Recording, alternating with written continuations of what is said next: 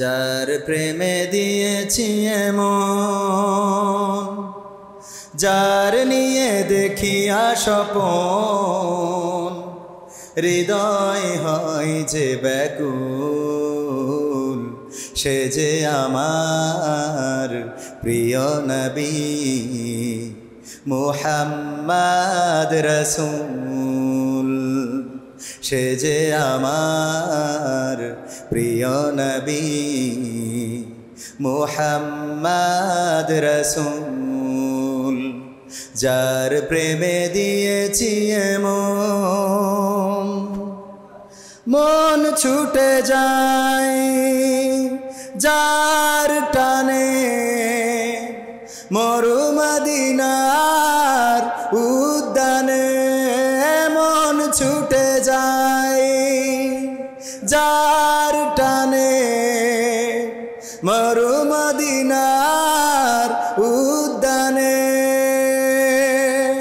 সুভাষ ছড়ায় বিশ্বব্যাপী, সুভাষ ছড়ায় বিশ্বব্যাপী, গন্ধরাজ যে ফুল। সে যে আমার প্রিয় নবী মুহাম্মদ রাসূল। সে যে আমার প্রিয় নবী মুহাম্মদ রাসূল। যার প্রেমে দিয়েছি এমন, মন উদাসী মনের দানে, তারেই শুধু কাছে টানে। যার প্রেমেরই আর তো না দে, মন যে আমার শুধুই কাঁদে। মন উদাসী মনের দানে, তারেই শুধু কাছে টানে। যার প্রেমেরই আর তো না দে, মন যে আমার শুধুই কাঁদে। যার বিরহে পাগল পারাই, যার বিরহে পাগল পারাই, রোই আমি মশগুল। সে যে আমার প্রিয় নবী মুহাম্মদ রাসূল। সে যে আমার প্রিয় নবী মুহাম্মদ রাসূল।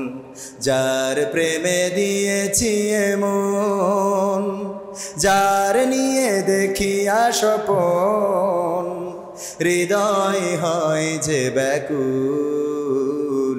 সে যে আমার প্রিয় নবী মুহাম্মদ রাসূল। মারহাবা বলবেন না আর একটু জোরে? দুর্গাপুর জামে মসজিদের, জামে মসজিদ তাছাড়া অত্র এলাকাবাসী কর্তৃক আয়োজিত আজকের এই সিরাতুন নবী সাল্লাল্লাহু আলাইহি ওয়াসাল্লাম মাহফিলের শ্রদ্ধাভাজন সভাপতি, মসজিদের ইমাম, মুয়াজ্জিন, ম্যানেজিং কমিটি এবং আমার আগে যারা আলোচনা করেছেন, বিশেষ করে আমার এনামুল হাসান বিন নূর ভাই মাওলানা দামাত বরকাতুহুম, পর্দার অন্তরালে মা বোনেরা, মাইকের আওয়াজ যারা শুনছেন, সবাইকে অন্তরস্থল থেকে আবারও সালাম জানাচ্ছি, আসসালামু আলাইকুম ওয়া রাহমাতুল্লাহ। আমরা আল্লাহর শুকরিয়া আদায় করছি যে মহান রব দয়া করে মায়া করে আমাদেরকে মুসলমানের ঘরে জন্মগ্রহণ করিয়েছেন। সেই আল্লাহর শুকরিয়া আদায় করার দরকার আছে না নাই? গ্রামটার নাম দুর্গাপুর। কিপুর? মসজিদের নাম লিখতে গেলেও দুর্গার নামটা আগে লেখা লাগে না লাগে না? দুর্গা লেখা লাগে, এতে কোনো গুনাহ হবে না। আপনারা আবার মনে করেন না যে দুর্গাপুর লিখলে গুনাহ হবে। স্থান, এই স্থানের নাম দুর্গাপুর, এতে কোনো সমস্যা নেই। আবার হিন্দুরাও যদি রহিমপুর থাকে, ওরা রহিম লিখলে ওদের সোয়াবও হবে। কথা কয় না? সোয়াব হবে? ওরা রহিমপুর লিখলে সোয়াব হবে? ওরা রহিমপুর লিখলে যেমন সোয়াব হবে না, আমরা দুর্গাপুর লিখলেও তেমন গুনাহ হবে। এই দুর্গাপুরে নিঃসন্দেহে অতীতে অনেক দুর্গা অনুসারীদের বসবাস ছিল। আল্লাহ রাব্বুল আলামিন আমাদেরকে তার দ্বীনে দাখিল করেছেন, তার দ্বীনের মধ্যে আল্লাহ রাব্বুল আলামিন আমাদের প্রবেশ করিয়েছেন। বিনা দরখাস্তে, বিনা চাওয়ায়, বিনা পরিশ্রমে আল্লাহ মুসলিম ঘরে, মুসলমানের ঘরে জন্মগ্রহণ করিয়েছেন। এই জন্য আল্লাহর শুকরিয়া আদায় করার দরকার আছে না নাই? সবাই বলছি আলহামদুলিল্লাহ। আল্লাহর শুকরিয়া আদায় করে আমরা কোনোদিন শেষ করতে পারবো না, কারণ আল্লাহ রাব্বুল আলামিন আমরা না চাইতেই আমাদের যে কত নিয়ামত দিয়েছেন। এই নিয়ামত আপনারা একটু আজকে শোয়ার সময় চিন্তা করবেন যে চোখ দুইটা আছে, কিন্তু পর্দাটা খোলার ব্যবস্থা আল্লাহ যদি না করে দিত, এই পর্দাটা খোলাও যাবে না। ডাক্তারের কাছে গেলেন, বললো অপারেশন কইরাও কোনো লাভ নাই, কারণ ভিতরে যে মার্বেল দুইটা আছে এই দুইটার দেখার কোনো শক্তি নাই। বলেন এই দুনিয়া দেখার কোনো সৌভাগ্য আমাদের হতো? দুনিয়া দেখার সৌভাগ্য হতো না। ওই এক কানারে বুঝাচ্ছে দুধ কি, তা বলছে দুধ হলো সাদা। বলছে সাদা কি? তা বলছে সাদা বোঝেন না, ওই যে বকের মতো সাদা। তা বলছে বক কি? তা বলছে বক বক বক। হাত এরকম করে ধরে দেখাচ্ছে, বলছে এই যে বক হলো এরকম। তা বলছে তাইলে এত শক্ত দুধ খাওয়ার আমার দরকার নেই। বক যদি এত শক্ত হয়, সাদা যদি এত শক্ত হয়, তাহলে এই দুধ খাওয়ার আমার কোনো, তার মানে কানারে সাদা বুঝাইতে যে বক বুঝাইলো, সে বক বুঝিয়ে ধরি না যে দুধ হইলো শক্ত জিনিস এরকম হাতের মতো। আল্লাহ রাব্বুল আলামিন আমাদের তা থেকে মুক্ত করেছেন, আমরা শুকরিয়া আদায় করছি, বলছি আলহামদুলিল্লাহ। আমরা যে মাসে এখানে বসেছি, এই মাসটা হলো আমার বিশ্বনবী হযরত মুহাম্মদ সবাই বলি সাল্লাল্লাহু আলাইহি সাল্লাম জন্মের এবং মৃত্যুর মাস। অনেকেই এটা নিয়ে ইখতিলাফ করেন যে উনি 12 রবিউল আওয়াল জন্মগ্রহণ করেছেন নাকি করেননি, বা জন্মগ্রহণ করেছেন, কম বেশি মতানৈক্য থাকতে পারে। আবার মৃত্যু নিয়েও অনেকেই মতানৈক্য করতেই পারে, কিন্তু এই মাসে যে জন্মগ্রহণ করেছে রবিউল আওয়াল মাসে, এটা নিয়ে কারোর মতানৈক্য নেই। ঠিক আছে তো? এটা নিয়ে কারোর মতানৈক্য নেই। দ্বিতীয় কথা হলো, এই মাসেই যে মিলাদুন্নবী বা সিরাতুন্নবী করতে হবে এরকম কোনো কথা না, কিন্তু আল্লাহ রাসূল সাল্লাল্লাহু আলাইহি সাল্লামের জীবন, জন্ম বৃত্তান্ত আমাদের জানার দরকার আছে না নাই? আমরা রাসূলের জন্ম বৃত্তান্ত জানবো না তো কি বাবার জন্ম বৃত্তান্ত জানতে হবে? আমাদের কথিত বাবা ছিল না, ছিল না? যেখানেই যাইতাম বাবাকে পাইতাম, বাবাকে দেখতাম। বাবার কথা না বললে আমাদেরও কোনো নিস্তার ছিল। তো আমরা সেই বাবার জন্ম বৃত্তান্ত জানার আগে আমার রাসূলের জন্ম বৃত্তান্ত জানার দরকার আছে না নাই? এমন একটা সময় ছিল যেই সময়ে এই বাংলাদেশে রাসূল নিয়ে কটূক্তি করলে অ্যারেস্ট করা হতো না, কিন্তু কথিত বাবাদেরকে নিয়ে যদি কোনো মন্তব্য করা হতো তাকে অ্যারেস্ট করে জেল খাটানোর মতো নজির ছিল না, ছিল না? তাদের কাছে রাসূলের থেকে বাবা বড় হয়ে গিয়েছে। আল্লাহ আমাদের সেটা থেকে মুক্ত করেছে না করে নাই? আপনি দল করেন, কোনো অসুবিধা নয়, যে দলই করেন কোনো আপত্তি নাই আমার, কিন্তু আপনি মুসলমান হয়ে মুসলমানদের জাতির পিতাকে অস্বীকার করে অন্য কোনো জাতির পিতা যদি আপনি বানিয়ে নেন, আমি বলবো আপনি ঈমান হারা হয়ে যাবেন। ঠিক না ঠিক? কারণ আল্লাহ রাব্বুল আলামিন আমাদের জাতির পিতা নির্দিষ্ট করে দিয়েছেন। মুসলিম জাতির পিতা কে? ইব্রাহিম আলাইহিস সালাম, এবং তার পরিবারে ইসমাইল আলাইহিস সালামের বংশধর হলেন আমাদের প্রিয় নবী হযরত মুহাম্মদ সবাই বলি সাল্লাল্লাহু আলাইহি ওয়াসাল্লাম। তার জীবন, তার জন্ম, তার কর্ম, তার আদর্শ, এগুলো জানার দরকার আছে না নাই? আমি পবিত্র কোরআনের 3 নম্বর সূরার 3 নম্বর পারার 31 নম্বর আয়াতটা তেলাওয়াত করেছি। 55 নম্বর পৃষ্ঠা হাফেজি কোরআন 3 নম্বর লাইনে আপনারা পাবেন। আল্লাহ বলছেন, কুল, বলো কি? কুল ইন কুনতুম তুহিব্বুনাল্লাহ ফাত্তাবিউনি ইউহিব্বুকুমুল্লাহ। আমি চিন্তা করলাম এই আয়াতটা আসলে কি আমাদের জন্য নাজিল হয়েছে না অন্য কোনো জাতিগোষ্ঠীর জন্য নাজিল হয়েছে, একটু খুঁজে দেখি। আমি খুঁজে দেখলাম এটার শানে নজুলটা হলো ওই সময় মদিনায় যারা ইহুদি নাসারা ছিল তারা বলতো যে আমরা আল্লাহকে ভালোবাসি। আমরা কাকে ভালোবাসি? আল্লাহকে। তারা আল্লাহর ভালোবাসার দাবিদার ছিল। ইহুদি নাসারাও বলতো যে আমরা আল্লাহকে ভালোবাসি, আমাদের আল্লাহ। কারণ ইহুদিদের নবীর নাম কি? ইহুদিদের নবীর নাম কি? মুসা আলাইহিস সালাম। আর নাসারাদের দাউদ আলাইহিস সালাম মনে হয়। খ্রিস্টানদের ঈসা আলাইহিস সালাম। খ্রিস্টানদের কারা? কে? খ্রিস্টানদের ঈসা আলাইহিস সালাম। আর নাসারাদের দাউদ আলাইহিস সালাম হয়ে থাকতে পারেন, যদি আমি ভুল না বলি। যদি ভুল হয় তাহলে সংশোধন করে দিবেন। তো এই ইহুদি নাসারা ওই সময় ওখানে বেশি ছিল। তারা দাবি করত যে আমরাও তো আল্লাহকে ভালোবাসি। আমরা কাকে ভালোবাসি? আল্লাহকে ভালোবাসি, কিন্তু আল্লাহ রাসূল যেটা করতে বলতেন সেটা তারা করত। আল্লাহ রাসূলের উপরে যে শরিয়া নাজিল হয়েছে সেটা তারা মানত। এই জন্যে আল্লাহ এই আয়াতটা নাজিল করেছে। এখন কি বুঝতে পেরেছেন আল্লাহ এই আয়াতে কি বলেছেন? বাংলা বলি, আমি তো ভালো আরবি বোঝেনি, আমার তো জ্ঞানের তো কতদূর আপনাদের জানা আছে, ওটা নিয়ে বেশি জ্ঞান প্রকাশ করব না, কারণ না থাকলে তো প্রকাশ করব, নেই তা বলবো কি।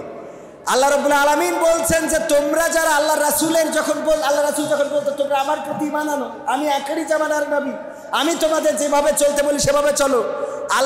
ওরা জিজ্ঞেস করতো তুমি কিসের জন্য আসছো? আমি আল্লাহর জন্য এসেছি, আল্লাহ আমাকে পাঠিয়েছেন রাসূল করে, যেন আমি সকল মানুষকে অন্য পথ মত থেকে বের করে নিয়ে আল্লাহর দিকে ডাকি। এটা সূরা সফের 9 নম্বর আয়াতে আবার আল্লাহ বলে দিয়েছেন ওয়াল্লাযী আরসালা রাসূলাহু বিল হুদা ওয়া দীনিল হক লিইয়ুযহিরাহু আলাদ দীনি কুল্লিহি ওয়ালাউ কারিহাল মুশরিকুন। আল্লাহ রাব্বুল আলামিন বলছেন আমি সত্য দিন, দিনে হক, সত্য দিন সহকারে আমি হেদায়েতের কিতাব দিয়ে, হেদায়েত দিয়ে সত্য দিন সহকারে আমার রাসূলকে পাঠালাম, যেন তিনি সকল মতের উপরে, সকল মতাদর্শের উপরে আমার দিনকে বিজয়ী করে দেখান। বলেন সুবহানাল্লাহ। কার দিন বিজয়ী করতে হবে? এই কথা ইহুদি নাসারাদের যে বলেছে, ওরা বলতেছে যে আমরা তো আল্লাহকে ভালোবাসি। অসুবিধাটা কোন জায়গায়? তুমিও আল্লাহর দিকে ডাকতেছ, আমরা তো আল্লাহর ভালোবাসি।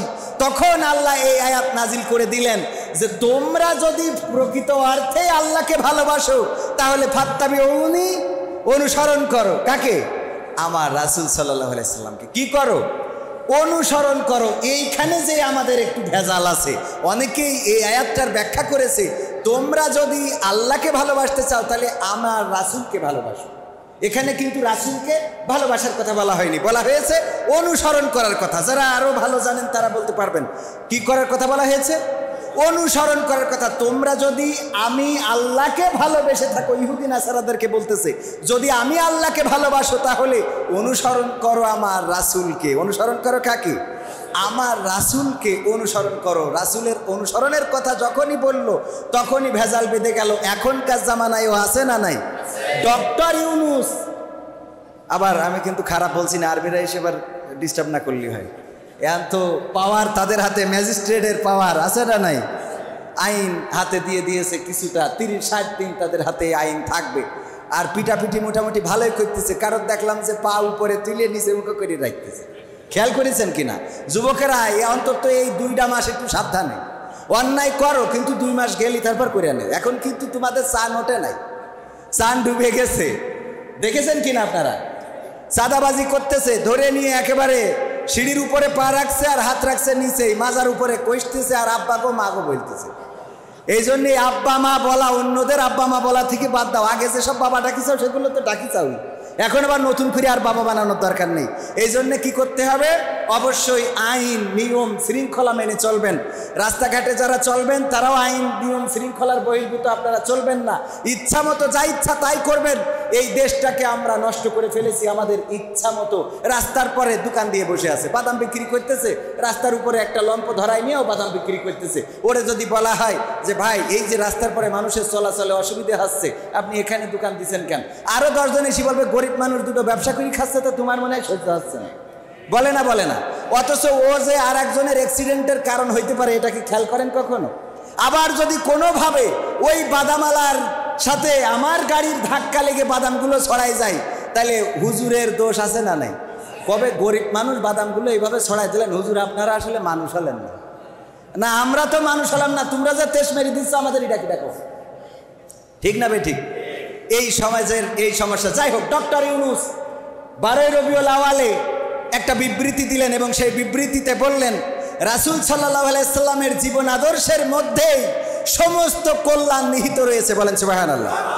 এখন এটা বলল তো রাসূলের আদর্শের মধ্যেই যদি সব কল্যাণ থাকে, সেই আদর্শ বাস্তবায়ন করতে অসুবিধাটা কোথায়? কথা কয় না।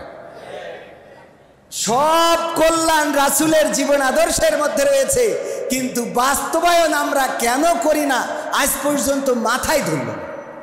আজ পর্যন্ত আমার মাথায় আসে না। যখনই কোনো সময় আসে তখনই দেখবেন যে সরকারি তরফ থেকে খুব সুন্দর বিবৃতি দেয়। আমাদের নেতারাও যদি এই জায়গায় ডাকা হতো, যেই নেতার মুখে কোনো রকম দাড়ি জীবনে ওঠে নাই, না উঠেছে তা রাখে নাই, কোনটা রাখে নাই, সেও এসে বলবে রাসূলের চেয়ে উত্তম আদর্শ আর কারো হতে পারে না। এই কথা তো আল্লাহ বলেছে, ওয়া মা আরসালনাকা ইল্লা রাহমাতাল লিল আলামিন। ও এটা তো রহমত হিসাবে পাঠাইছে। আরেকটা আছে যে খুলুকিন আজিম, হ্যাঁ, ওয়া ইন্নাকা আলা খুলুকিন আজিম। আল্লাহর নামের শেষে আজিম ব্যবহার করেছে আর রাসূলের নামের শেষে আজিম ব্যবহার করে বলে দিয়েছে চরিত্রের সার্টিফিকেট দিয়ে দিলাম, এটা অনেক বিশাল, অনেক বড়, যার কোনো পরিমাপ করা যাবে না। বলেন সুবহানাল্লাহ।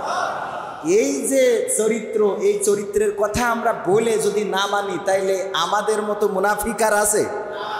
মুনাফিক আমরা হইতে চাই? যদি মুনাফিক না হইতে চাই, তাহলে ওই ইহুদি নাসারাদের মতো আল্লাহ রাসূলের জামানায় যেমন ইহুদি নাসারারা বলতো, ওগো মুহাম্মদ, আমরা তো আল্লাহকে ভালোবাসি, আমরাও আল্লাহকে ভালোবাসি। আমাদের নবী মুসা, সেও তো আল্লাহর দিকে ডেকেছে, আমরা তার অনুসরণ করি, তোমাকে কেন নতুন করে মানতে হবে? নাসারারা বলতো আমরা দাউদ আলাইহিসসালামকে অনুসরণ করি, খ্রিস্টানরা বলতো আমরা ঈসা আলাইহিসসালামকে অনুসরণ করি, আবার কেন নতুন করে তোমাকে মানতে হবে? আমরা তো আল্লাহকে পাওয়ার জন্য তাদেরকে অনুসরণ করি, আমরা আল্লাহ পাওয়ার জন্য আল্লাহ পাওয়ার জন্য আমরা তাদের দেখানো পথে মথে চলি, নতুন করে তোমার দিন কেন মেনে নেব? আল্লাহ রাব্বুল আলামিন তাদের এই কথাগুলো পছন্দ করলেন না। আল্লাহ রাব্বুল আলামিন যদি পছন্দ করতেন, এখন যদি কেউ বলে আমি আওয়ামী লীগ করবো না কিন্তু যুবলীগ করবো, শেখ হাসিনা মানবে না? মানবে না? কথা কয় না? আওয়ামী লীগ করবো না কিন্তু যুবলীগ করবো। আবার আর একজন হুজুর বললো আমি যুবলীগও করবো না, আওয়ামী লীগও করবো না, কিন্তু আমি ওলামা লীগ করবো, মানবে না? মানবে না? তাও মানবে, কারণ জানে এও আমার ওটাও আমার। মানবে না? মানবে না? এটাও আমার ওটাও আমার। আর যদি স্টুডেন্টরা বলে আমরা আওয়ামী লীগও করবো না, যুবলীগও করবো না, ওলামা লীগও করবো না, আমরা ছাত্রলীগ করবো, মানবে না? মানবে না? তাও মানবে। দেখেন এতগুলো দলের মধ্যে চলে গেল, তারপরেও মানলো, কারণ জানে প্রতিটা দলের একটা করে লিডার থাকলেও গুড়াতে আমি আসি, শেখ হাসিনা এটাই বাধা দিল না। অথবা যদি বিএনপির কথা বলি, আবার অনেকেই বলতে পারে হাসিনার উদাহরণ দিলেন, আমরা বিএনপিরা কি দোষ করেছি? ছাত্র দলের লোকেরা যদি বলে আমরা ছাত্র দল করব, আমরা জাতীয়তাবাদী ওই মুরব্বিকের দল করব না, মানবে। আবার কেউ যদি বলে আমরা জাতীয়তাবাদী দল করব, তাও মানবে। যদি অন্য অন্য আরও যে আদার ছোট ছোট সংগঠন আছে, ড্যাব বলে ডাক্তারদের সংগঠন বিএনপিতে আছে না নাই? আছে। যদি এটা করি তাও মানবে। কারণ কি? এক পাত্রে যায়, এক জায়গায় যাই। আল্লাহ রাব্বুল আলামিন জানেন যে ওই নাসারারা, ইহুদিরা, খ্রিস্টানেরা, তারা ঈসা, মুসা অথবা দাউদ আলাইহিসসালামের মাধ্যমে আমি আল্লাহকেই তো ভালোবাসে, আমি এটা মেনে নিই। আল্লাহ এটা মানেন নাই, পছন্দ করেন নাই, কারণ আল্লাহ রাব্বুল আলামিন নবী মুহাম্মদকে আখিরি জামানার পয়গম্বর হিসাবে পাঠিয়েছেন আর বলে দিয়েছেন সত্য দিন সহকারে পাঠিয়ে দিলাম, যেন সব কিছু চাপা দিয়ে আমার দিনকে বিজয়ী করে দেখায়। বলেন সুবহানাল্লাহ।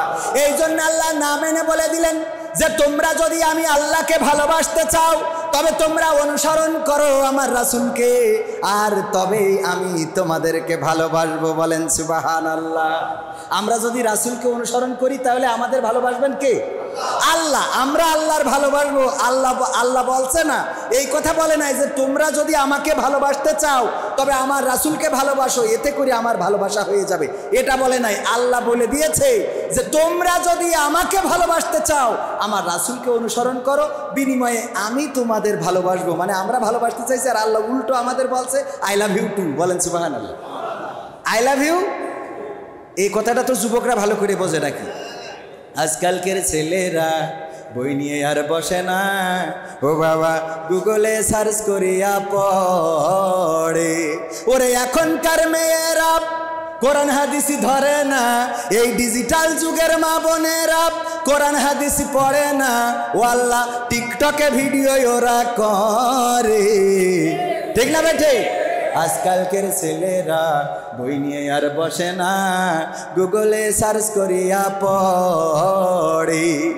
আগের সময় প্রেম করিলে আমার মুরব্বীরা বলতো পাইছো কি, এখন বলে শখ করিয়া বাবু তুমি খাইছো কি?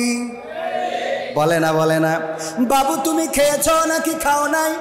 বাবু বলে সম্বোধন করে। গতকালকে গেলাম মাইক আমাদের একটা অনুষ্ঠানের জন্য স্পিকার ভাড়া করার জন্য দোকানে যেয়ে বসেছি। দুইজন বুরকা পরা আল্লাহওয়ালা আমাদের বোনেরা আসলো। তারপরে বলতেছে আমাদের একটা বিয়ে স্পিকার লাগবে, আগামীকাল সকালবেলা ভোরবেলা পাঠিয়ে দিবা ভ্যানে করে। শোনো, স্পিকারটা যেন ভালো করে বাজে, যদি ভালো করে না বাজে তাইলে তোমার স্পিকার কিন্তু আর দোকানে ফিরে আসবে না। বোঝেন কয় নম্বর জান্নাতি? বোরকা পরা, দুইটাই কালো বোরকা পরা, দেখে মনে হবে ও জান্নাতে পালিয়ে এসেছে। এই দুইজন আমাদের বোন তাকে দোকানদারকে এইভাবে হুমকি দিচ্ছে আমার সামনে, বলতেছে পরিবার থেকে স্পিকার নিতে দিচ্ছিল না, কিন্তু আমরা জোর করে নিচ্ছি, তার মানে স্পিকার বাজাবে আর তাকে নাকে ধিনতা। কথা কয় না? আছে না নাই? আপনাদের সমাজে তো হয় না? বেনাপোলে হয় না? বেনাপোলে হয় না? বসে না হয় না, বেনাপোলে হয় না। এটা আপনি দুর্গাপুর মসজিদে দাঁড়ায় করলে আমি বিশ্বাস করব। সারা বাংলাদেশে এই কালচার চালু হয়ে গেছে। এই কালচার বন্ধ করার জন্য গ্রামের লোককে সচেতন হওয়া দরকার, ইমাম সাহেবকে সচেতন হওয়া দরকার, মুয়াজ্জিনকে সচেতন হওয়া দরকার, গ্রামবাসীকে সচেতন হওয়া দরকার। যেই বাড়িতে বিয়ের দিন ডিজে কুপাবে ওই বাড়িতে যদি কেউ মারা যায় জানাজা পড়া যাবে? জানাজা পড়া যাবে না, এই সিদ্ধান্ত নিতে হবে। কোন ইমাম তার জানাজা পড়াতে যাবেন না, কোন ইমাম ওই বাড়িতে যে জানাজা পড়াবেন না, কারণ আমার রাসূল তার জীবন আদর্শ অনুসরণ করার দরকার আছে না নাই? আমার রাসূল এসেছেন বাদ্য বাজনা ধ্বংস করার জন্যে। আমার রাসূল যদি কোথাও বাদ্য বাজনার আওয়াজ শুনতেন সাল্লাল্লাহু আলাইহি ওয়াসাল্লাম কানের মধ্যে আঙ্গুল পুরে দিতেন, তারপরে দূরে যে সাহাবীদের জিজ্ঞাসা করতেন আর কি আওয়াজ আসে নাকি, বলতো না আসে না, আসে না, তারপরে কান থেকে আঙ্গুলটা বের করতেন। এই রাসূল আসলো বাদ্য বন্ধ করার জন্য। আর আমার আপনার সন্তানের বিয়েতে ডিজে ভাড়া করে তারপরে মুরব্বি মুরব্বি যাই ভাইরাল তাই দিয়ে গান আছে না নাই? মুরব্বি আমার আলেম আমাদের পীর সাহেব কুমিল্লার, উনি কত সুন্দর করে বলেছেন। কি মানে মুরব্বি উঠে যাচ্ছিল, এটা আপনারা তো সব জানেনই। এ নিয়ে এখন বিদেশেও ট্রেন্ড চালু হয়ে গেছে, কয় মুরব্বি মুরব্বি। মানে ওরা তো মুরব্বি ভালো করে কইতে পারে না, কারণ বিদেশে ওদের তো শব্দ উচ্চারণ করতে গেলে মুরব্বি মুরব্বি। কি অবস্থা! একটা ট্রেন্ড চালু হয়, সেই ট্রেন্ড নিয়ে আমার সমাজ মাতামাতি শুরু করে দেয়। কিন্তু যেটা নিয়ে আমাদের মাতামাতি করা দরকার ছিল, আলহামদুলিল্লাহ বেনাপোলে অনেক পরিবর্তন, বেনাপোলের মানুষ অনেক ইসলাম প্রিয়। এখান থেকে আমার দাদার দেশ খুব বেশি দূরই না, কিন্তু ওইটার আসরটা খুব বেশি এখানে পড়ে নাই। আলহামদুলিল্লাহ আপনাদের 11 তারিখের মাহফিলে প্রমাণ করে দিয়েছে বেনাপোলবাসী ইসলামকে চায়। ঠিক না বেঠে? শুধু তাই না, আমি ওই দিন বক্তৃতা শেষ হয়ে যাওয়ার পরে, মানে বক্তৃতা দেওয়ার পরে যেটুকু সময় পাওয়া যায়, বক্তৃতা দেওয়া হয়ে গেলে মনে হয় ইস এই কথাটা বলা হয়নি রে, এই কথাটা বলা হলো না, এই কথাটা বলা হলো না। তো আমি আমার আলোচনা শেষ করার পরে মনে হলো যে মানুষের জনস্রোত দেখে এই ইসলাম প্রিয় মানুষের এত রৌদ্রের তাপ, ঘাম, পানি, কষ্ট, মেঘ সব কিছু উপেক্ষা করে ওই বাসরায় বসে থাকা দেখে এটা মনে হয়েছে যে এটা যেহেতু সীমান্ত এলাকা, কোনো একটা কাজ একটা পাশ থেকে অন্তত শুরু করা লাগে, ঠিক কিনা? ধান যদি কাটতে চান তাইলে ধান মাঝখান থেকে কাটে, একটা পাশ থেকে শুরু করে না? যদি ধান লাগাইতেও চান তাও একটা পাশ থেকে শুরু করা লাগে কিনা? যেহেতু এটা বর্ডার অঞ্চল এবং বাংলাদেশের সবচেয়ে বড় স্থল বন্দর সীমান্ত এরিয়া, এই বর্ডার অঞ্চল থেকে আমার মনে হয়েছে বেনাপোল থেকে এই রাষ্ট্র পরিবর্তনের কাজ শুরু হবে ইনশাআল্লাহ। দিন কায়েমের জন্য এই বেনাপোল থেকে সিদ্ধান্ত নেওয়া হবে। বেনাপোল থেকে শুরু করে টেকনাফ থেকে তেতুলিয়া, রূপসা থেকে পাথুরিয়া, সমস্ত দেশটাকে পরিবর্তন করে দেওয়া হবে ইনশাআল্লাহ। সেই সিদ্ধান্ত কি নিতে পারবেন? সেই সিদ্ধান্ত যদি নিতে হয় তাহলে আমাদের রাসূলের জীবন আদর্শ ফলো করা লাগবে। আমার রাসূল সাল্লাল্লাহু আলাইহি সাল্লামের জীবন আদর্শ কেমন ছিল, আমার রাসূল কেমন করে নিজেকে গড়েছেন। 40টি বছর পর্যন্ত নবুয়ত পান নাই, শিশুকাল থেকে 40 বছর পর্যন্ত নবুয়ত পাইলেন না। কেউ কোনো গাইড দেয় নাই, ফেরেশতারা এসে বলে নাই রাসূল এইটা করেন, এইটা করেন না, এইটা করেন, এইটা করা যাবে না, বলেছে নাকি? না, বলে নাই। তারপরে ওই মক্কায় জাহেলিয়াতের যুগে এমন একটা যুগ ছিল যখন মানুষে কোনো সম্মান মানুষকে দিত না। কন্যা সন্তান যারা হজে গিয়েছেন তারা দেখেছেন মক্কার কাবার অদূরেই এখনো জায়গাটা খালি পড়ে আছে, যে এখানেতে কন্যা সন্তান হওয়ার পরে জীবন্ত কবর দিয়ে দেয়া হতো। বলেন নাউজুবিল্লাহ। জীবন্ত কবর দিত। কন্যা সন্তান হওয়াকে অসম্মান মনে করত, ছোটখাটো বিষয় নিয়ে গোলমাল করত, যুদ্ধ করত। ছোটখাটো বিষয় নিয়ে বছরের পরে বছর যুদ্ধ চলতো। মাত্র একটা মাদি উটকে প্রহার করার কারণে 40টি বছর পর্যন্ত যুদ্ধ করেছে। এমন নজির ছিল না? এখনো আমার দেশে সেরকম নজির চালু হতে যাচ্ছে। 15 বছর আগে কি করেছে, 15 বছর পরে বাটাবাটি আছে না নাই? 15 বছর পরে বাড়তেছে। আবার যদি এরা কোনো সময় 30 বছর পরে যায় তাইলে হবে না? কথা কয় না? হবে না? তাইলে এদিকে 15 আর এদিকে 30 কত হলো? 45। তাহলে আমরা ওগের থেকে সুবহানাল্লাহ, ভালো না খারাপ? কথা কয় না? আমি ভুল বললাম? হিসেব কি মিলাতে পারছেন? আবার এখন যদি কাউকে বলি ভাই ক্ষমা করে দেন, প্লিজ ক্ষমা করে দেন, মনে আসতো? এটাও তো একটা ট্রেন্ড, প্লিজ আমাকে ক্ষমা করে দেন, ক্ষমা করে দেন, ভুল করেছে, ভুল হয়েছে। আমি আমার মসজিদে যেদিন ওয়াজ শোনালাম রাসূল কেমন করে ক্ষমা করেছেন, রাসূল সাল্লাল্লাহু আলাইহি সাল্লামের কাছে ওয়াহশী এলেন, আল্লাহর নবী মুখটা ঘুরিয়ে নিলেন, আবার সামনে যেয়ে দাঁড়ালেন, আবার রাসূল সাল্লাল্লাহু আলাইহি সাল্লাম মুখটা ঘুরিয়ে নিলেন, আবার সামনে এসে দাঁড়ালো। ওয়াহশী এসে দাঁড়ানোর পরে আবার রাসূল মুখটা ঘুরিয়ে নিলেন সাল্লাল্লাহু আলাইহি সাল্লাম। দয়ার নবী, মায়ার নবী মুখটা ঘুরিয়ে নিলেন। তারপরে বললেন, ওগো ওয়াহশী, তুমি কেন এসেছো আমার কাছে? ওয়াহশী বলল, ওগো রাসূল, আমি বুঝতে পেরেছি এতদিন ধরে আমি ভুল পথে চলেছি। ওগো রাসূল, আমি এসেছি কালেমা পড়ে মুসলমান হওয়ার জন্য। আল্লাহর রাসূল বললেন, ওগো ওয়াহশী, তুমি মুসলমান হয়ে যাও, তুমি কালেমা পড়ে নাও, কোনো আপত্তি নাই, কিন্তু তুমি দয়া করে আমার চোখের সামনে আসবা না।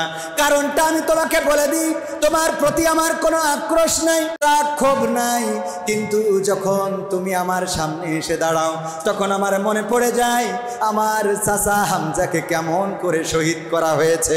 আমার চাচা যখন শহীদ হয়ে গেল, শহীদ হওয়ার পরে তুমি তো সেই ব্যক্তি যে তার বুকের উপরে চড়ে বসলে, তারপরে বুকটা চিরলে, তারপরে তার কলিজাটা বের করলে, সেই কলিজাটা হিন্দার কাছে ধরিয়ে দিলেন, দিলে হিন্দা সেই কলিজাটা চিবালো, কানগুলো কাটলে, নাকগুলো কাটলে, আমার কলিজার টুকরা চাচা। এই চাচাটা আমার এত আপন ছিল, যখন চাচা শিকারে গেল সেখান থেকে ফিরে এসে শুনলো আমাকে মেরেছে, আহত করেছে, আমার রক্ত বের হয়েছে, আবু জাহেল আমার মাথায় আঘাত করেছে, মাথা কেটে রক্ত বের হয়েছে। এই খবর আমার চাচা হামজা শোনার পরে আমার কাছে আমার চাচা চলে গেল আবু জাহেলের বাড়িতে, যে ডাক দিল, আবু জাহেল বাড়িতে আছো নাকি? বলল, হ্যাঁ আছি। কি বলতে চাও হামজা? আমি বলতে চাই তুমি নাকি আমার ভাতিজাকে মেরেছো। কয়, কোথা থেকে শুনেছো? বলল, আমি শুনেছি, আমার বিবির কাছ থেকে আমার স্ত্রী আমাকে জানিয়েছে আমার ভাতিজাকে তুমি মেরেছো। কেন মেরেছো আবু জাহেল? আবু জাহেল বলল, মারবো না কেন? তোমার ভাতিজা তো আমাদের দেবতার বিরুদ্ধে কথা বলে, তোমার ভাতিজা তো আমাদের দ্বীনের বিরুদ্ধে কথা বলে, আমাদের ধর্মের বিরুদ্ধে কথা বলে, তাই মেরেছি। বলল, আমার ভাতিজার বাবা নাই, তাই তুমি মনে করো না ভাতিজার কোনো অভিভাবক নাই। আমার ভাতিজার বাবা না থাকতে পারে, মা না থাকতে পারে, কিন্তু তার চাচা হামজা এখনো পৃথিবীর পরে বেঁচে আছে। এই চাচা আমার শুধুমাত্র এখানেই ক্ষান্ত হয় নাই, আবু জাহেলকে তার ধনুক দিয়ে মাথায় আঘাত করেছে, তারপরে মাথা থেকে মাথা কেটে ফিনকি দিয়ে রক্ত বের হয়েছে। তারপরে আমার কাছে এসে বলছে, ওগো আমার ভাতিজা, এবার তুমি খুশি হয়ে যাও, কারণ তোমার যে আবু জাহেল মেরেছে, আমি তোমার চাচা সেই আবু জাহেলকে মেরে মাথা ফাটিয়ে রক্ত বের করে দিয়েছি। আমার চাচার মুখ থেকে যখন এই কথা শুনলাম, আমি আমার চাচাকে বললাম, ওগো চাচা, আপনি কাকে মারলেন, কাকে ধরলেন, এটা বলে আমাকে খুশি করতে পারবেন না। আমি যে দ্বীন নিয়ে এসেছি, আমি যে কোরআন নিয়ে এসেছি, আমি যে ইসলাম নিয়ে এসেছি, আল্লাহর পথের যে সত্য ধর্ম নিয়ে এসেছি, এই ধর্মের প্রতি যদি আপনি ঈমান আনেন তবেই আমি খুশি হয়ে যাব। আল্লাহর নবী সাল্লাল্লাহু আলাইহি সাল্লামকে যখন এটা বললেন, আমির হামজা বললেন, ওগো আমার ভাতিজা, আমি বুঝতে পেরেছি তুমি সাধারণ মানুষ নও। যদি সাধারণ মানুষ হতে তাহলে প্রতিশোধে বিশ্বাসী হতে। তুমি যেহেতু প্রতিশোধে বিশ্বাসী হও নাই, সুতরাং তোমার সামনে ঘোষণা করে দিচ্ছি, আশহাদু আল্লা ইলাহা ইল্লাল্লাহু ওয়া আশহাদু আন্না মুহাম্মাদান আবদুহু ওয়া রাসূলুহু। আল্লাহ রাসূল সাল্লাল্লাহু আলাইহি সাল্লাম খুশি হয়ে গেলেন। আল্লাহ রাসূল বললেন, ওগো ওয়াহশী, শুনে নাও, আমার এই চাচা আমার খুশির জন্য নিজের বাপ দাদার ধর্মটাকে ছেড়েছেন, আমার খুশির জন্য আবু জাহেলকে মেরেছেন, আমার খুশির জন্য আমার সাথে হিজরত করেছেন। এই চাচাকে তুমি উহুদের যুদ্ধে হত্যা করেছো, শহীদ করেছো, তারপরে বুক চিরেছো, কলিজাটা বের করেছো, চিবিয়ে চিবিয়ে খেয়েছে হিন্দা, কান কেটেছো, নাক কেটেছো, এত বিভৎস করে দিয়েছো আমার চাচাকে। ওগো ওয়াহশী, তুমি কালেমা পড়ে ইসলাম কবুল করে নাও, কিন্তু আমার সামনে এসো না, কারণ তুমি সামনে আসলে আমার চাচার ওই ক্ষতবিক্ষত দেহটা আমার মনের মধ্যে ভেসে ওঠে, আর আমি এটাকে কন্ট্রোল করতে পারি না। আল্লাহ রাসূল ক্ষমা করেছে না করে নাই? অথচ হত্যার বদলে কি ছিল? হত্যার বদলে হত্যা আইনটা কার? আল্লাহর আইন আল্লাহ ক্ষমা করে দিলেন। এমনকি হিন্দা আবু সুফিয়ান পালিয়ে যাচ্ছিল, যখন শুনলো আল্লাহ রাসূল ক্ষমা ঘোষণা করেছেন, সেখান থেকেও হিন্দা আবু সুফিয়ান পালিয়ে এসে আল্লাহ রাসূলের হাতে হাত রেখে কালেমা পড়ে মুসলমান হয়েছেন। বলেন সুবহানাল্লাহ। আমি যখন এই ওয়াজ করলাম আমার মসজিদে, বলতেছে তাইলে এই 15টা বছর জ্বালাইলো, তাই এটা কি হবে? 15 বছর এইটা কি হবে? আমার নাম না বলি, আবার ভিডিও যেহেতু যাবে, আমাদের মসজিদের সাবেক ইমাম দাঁড়িয়ে বলতেছে, আমি কি শিবির ছিলাম নাকি? আমি বললাম তা তো জানি না। কয় আমি তো স্কুলে যাইনি, তা শিবির করবো কি করে? আমি তো শিবির ছিলাম না, তাহলে শিবিরদের কেস আমার ঢুকানো হইলো কেন? ঢুকাইছে না ঢুকায়নি? ইচ্ছা মতো কেস, ইচ্ছা মতো মামলা, ইচ্ছা মতো রিমান্ড, ইচ্ছা মতো শাস্তি, এমন একটা অবস্থা করেছিল। পুলিশদেরকে ডাকা হলো, 3 দেশের পুলিশ ডেকেছে আমেরিকা, একটু প্রতিযোগিতা করার জন্য, দেখি কোন দেশের পুলিশ বেশি ট্যালেন্ট। আমেরিকার পুলিশ, রাশিয়ার পুলিশ আর বাংলাদেশের পুলিশ, 3 দেশের পুলিশের ডাকার পরে বলতেছে জাতি হবে, তোমাদের ওই জায়গায় ছোট্ট একটা জঙ্গল আছে, সেই জঙ্গলের মধ্যে তোমাদেরকে নিয়ে যাব, ওইখানে যেয়ে তোমরা ওই জঙ্গলের মধ্যে হরিণ আছে কিনা খুঁজে বের করবা। ওই জঙ্গলের কাছে যখন নিয়ে গেছে, নিয়ে যেয়ে 3 জনের সময় সেট করে দিয়েছে, যাও এখন থেকে সময় শুরু হলো, যারা দ্রুত এসে বলতে পারবে তারা ফার্স্ট, আর যারা লাস্টে আসবে তারা তো লাস্ট। ব্যাস 3 দল ঢুকে গেল। আমেরিকার পুলিশ 1 ঘন্টা সার্চ করে এসে বলল যে এই বনের মধ্যে কোনো হরিণ নেই, এই বনের মধ্যে কোনো হরিণ নেই। আর রাশিয়ার ওরা একটু অল্প দক্ষ, আমেরিকার থেকে একটু কম দক্ষ, এই জন্য ওদের 3 ঘন্টা লাগলো। এসে 3 ঘন্টা পরে বলছে যে আমরা সার্চ করে দেখলাম এই বনে কোনো হরিণ। এবার পালা কাদের? বাংলাদেশের পুলিশ 3 দিন পরে একটা ছাগলের বাচ্চা ধরে নিয়ে এসে, কয়দিন পরে? 3 দিন পরে ছাগলের বাচ্চা আনার পরে বলতেছে কি খবর, তোমরা এতদিন দেরি করলে কেন? কয় আমরা আজ 3 দিন ধরে এই বনের সব তন্ন তন্ন করে খুঁজলাম, গাছের ডালে খুঁজলাম, মাটির নিচেই খুঁজলাম, কিন্তু কোথাও আমরা হরিণ পাইলাম না। কয় পাওনি? এটা তো আমেরিকার ওরা 1 ঘন্টায় বুঝতে পেরেছে, আর রাশিয়ার পুলিশ 3 ঘন্টায়, কিন্তু তোমাদের কেন 3 দিন লেগে গেল?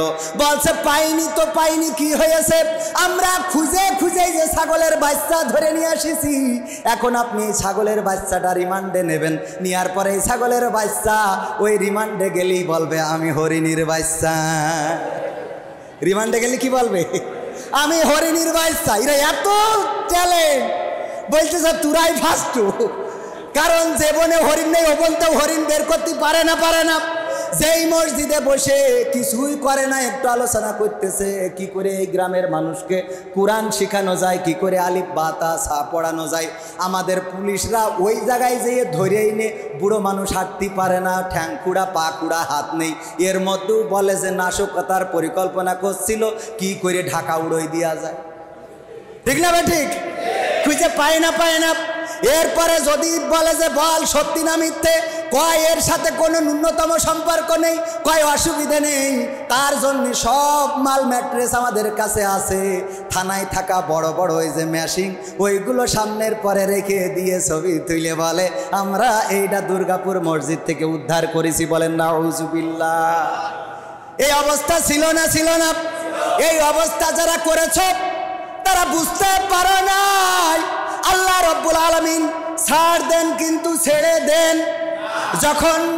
যখন মুসাকে তাড়ালো, মুসা আলাইহিস সালামকে তাড়ালো নমরুদ, যখন তাড়িয়ে নিয়ে যাচ্ছে মুসা আলাইহিস সালাম ছুটতে নীলনদ বলেন, আর এ নিয়ে অনেকেই বিতর্ক আছে, যেটাই হোক না কেন পারস্য সাগর, যাই হোক না কেন একটা সাগরের কিনারায় গিয়েছেন না যান নাই? কোনো একটা সাগর বা নদীর কিনারায় গিয়েছেন। এই যাওয়ার পথে মুসা আলাইহিস সালাম টেনশন করেন নাই, দুশ্চিন্তা করে নাই, সাহাবীদেরকেও দুশ্চিন্তা করতে দেয় নাই। কিন্তু যখন নদীর কিনারায় গিয়েছে মুসা আলাইহিস সালামের তো কোনো চিন্তা নাই, সাহাবীরা একটু দুশ্চিন্তা করতেছে। কয় মুসা তোমার অনুসরণ করে বড্ড বিপদে পড়ে গেলাম, আর তো বাঁচার কোনো রাস্তা নাই। কেন রাস্তা নাই? কয় রাস্তা কি করে থাকে? সামনে পানি, সামনে নদী, আর পিছনে ফেরাউনের সৈন্য বাহিনী।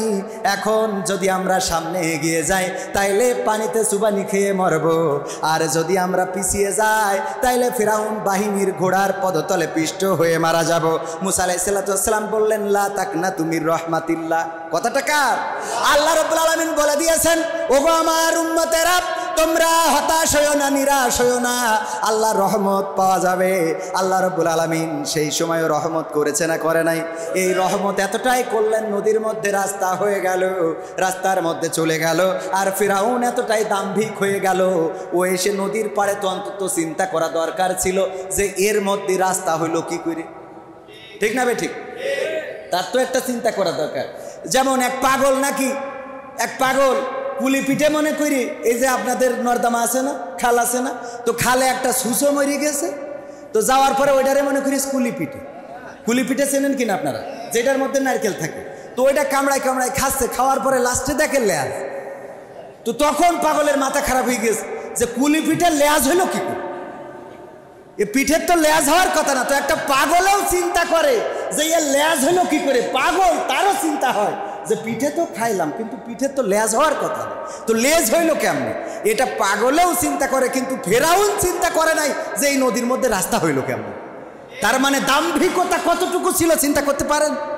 কত দাম্ভিকতা না থাকলে ও যেই বলছে আব্বার স্বপ্ন ছিল নামু,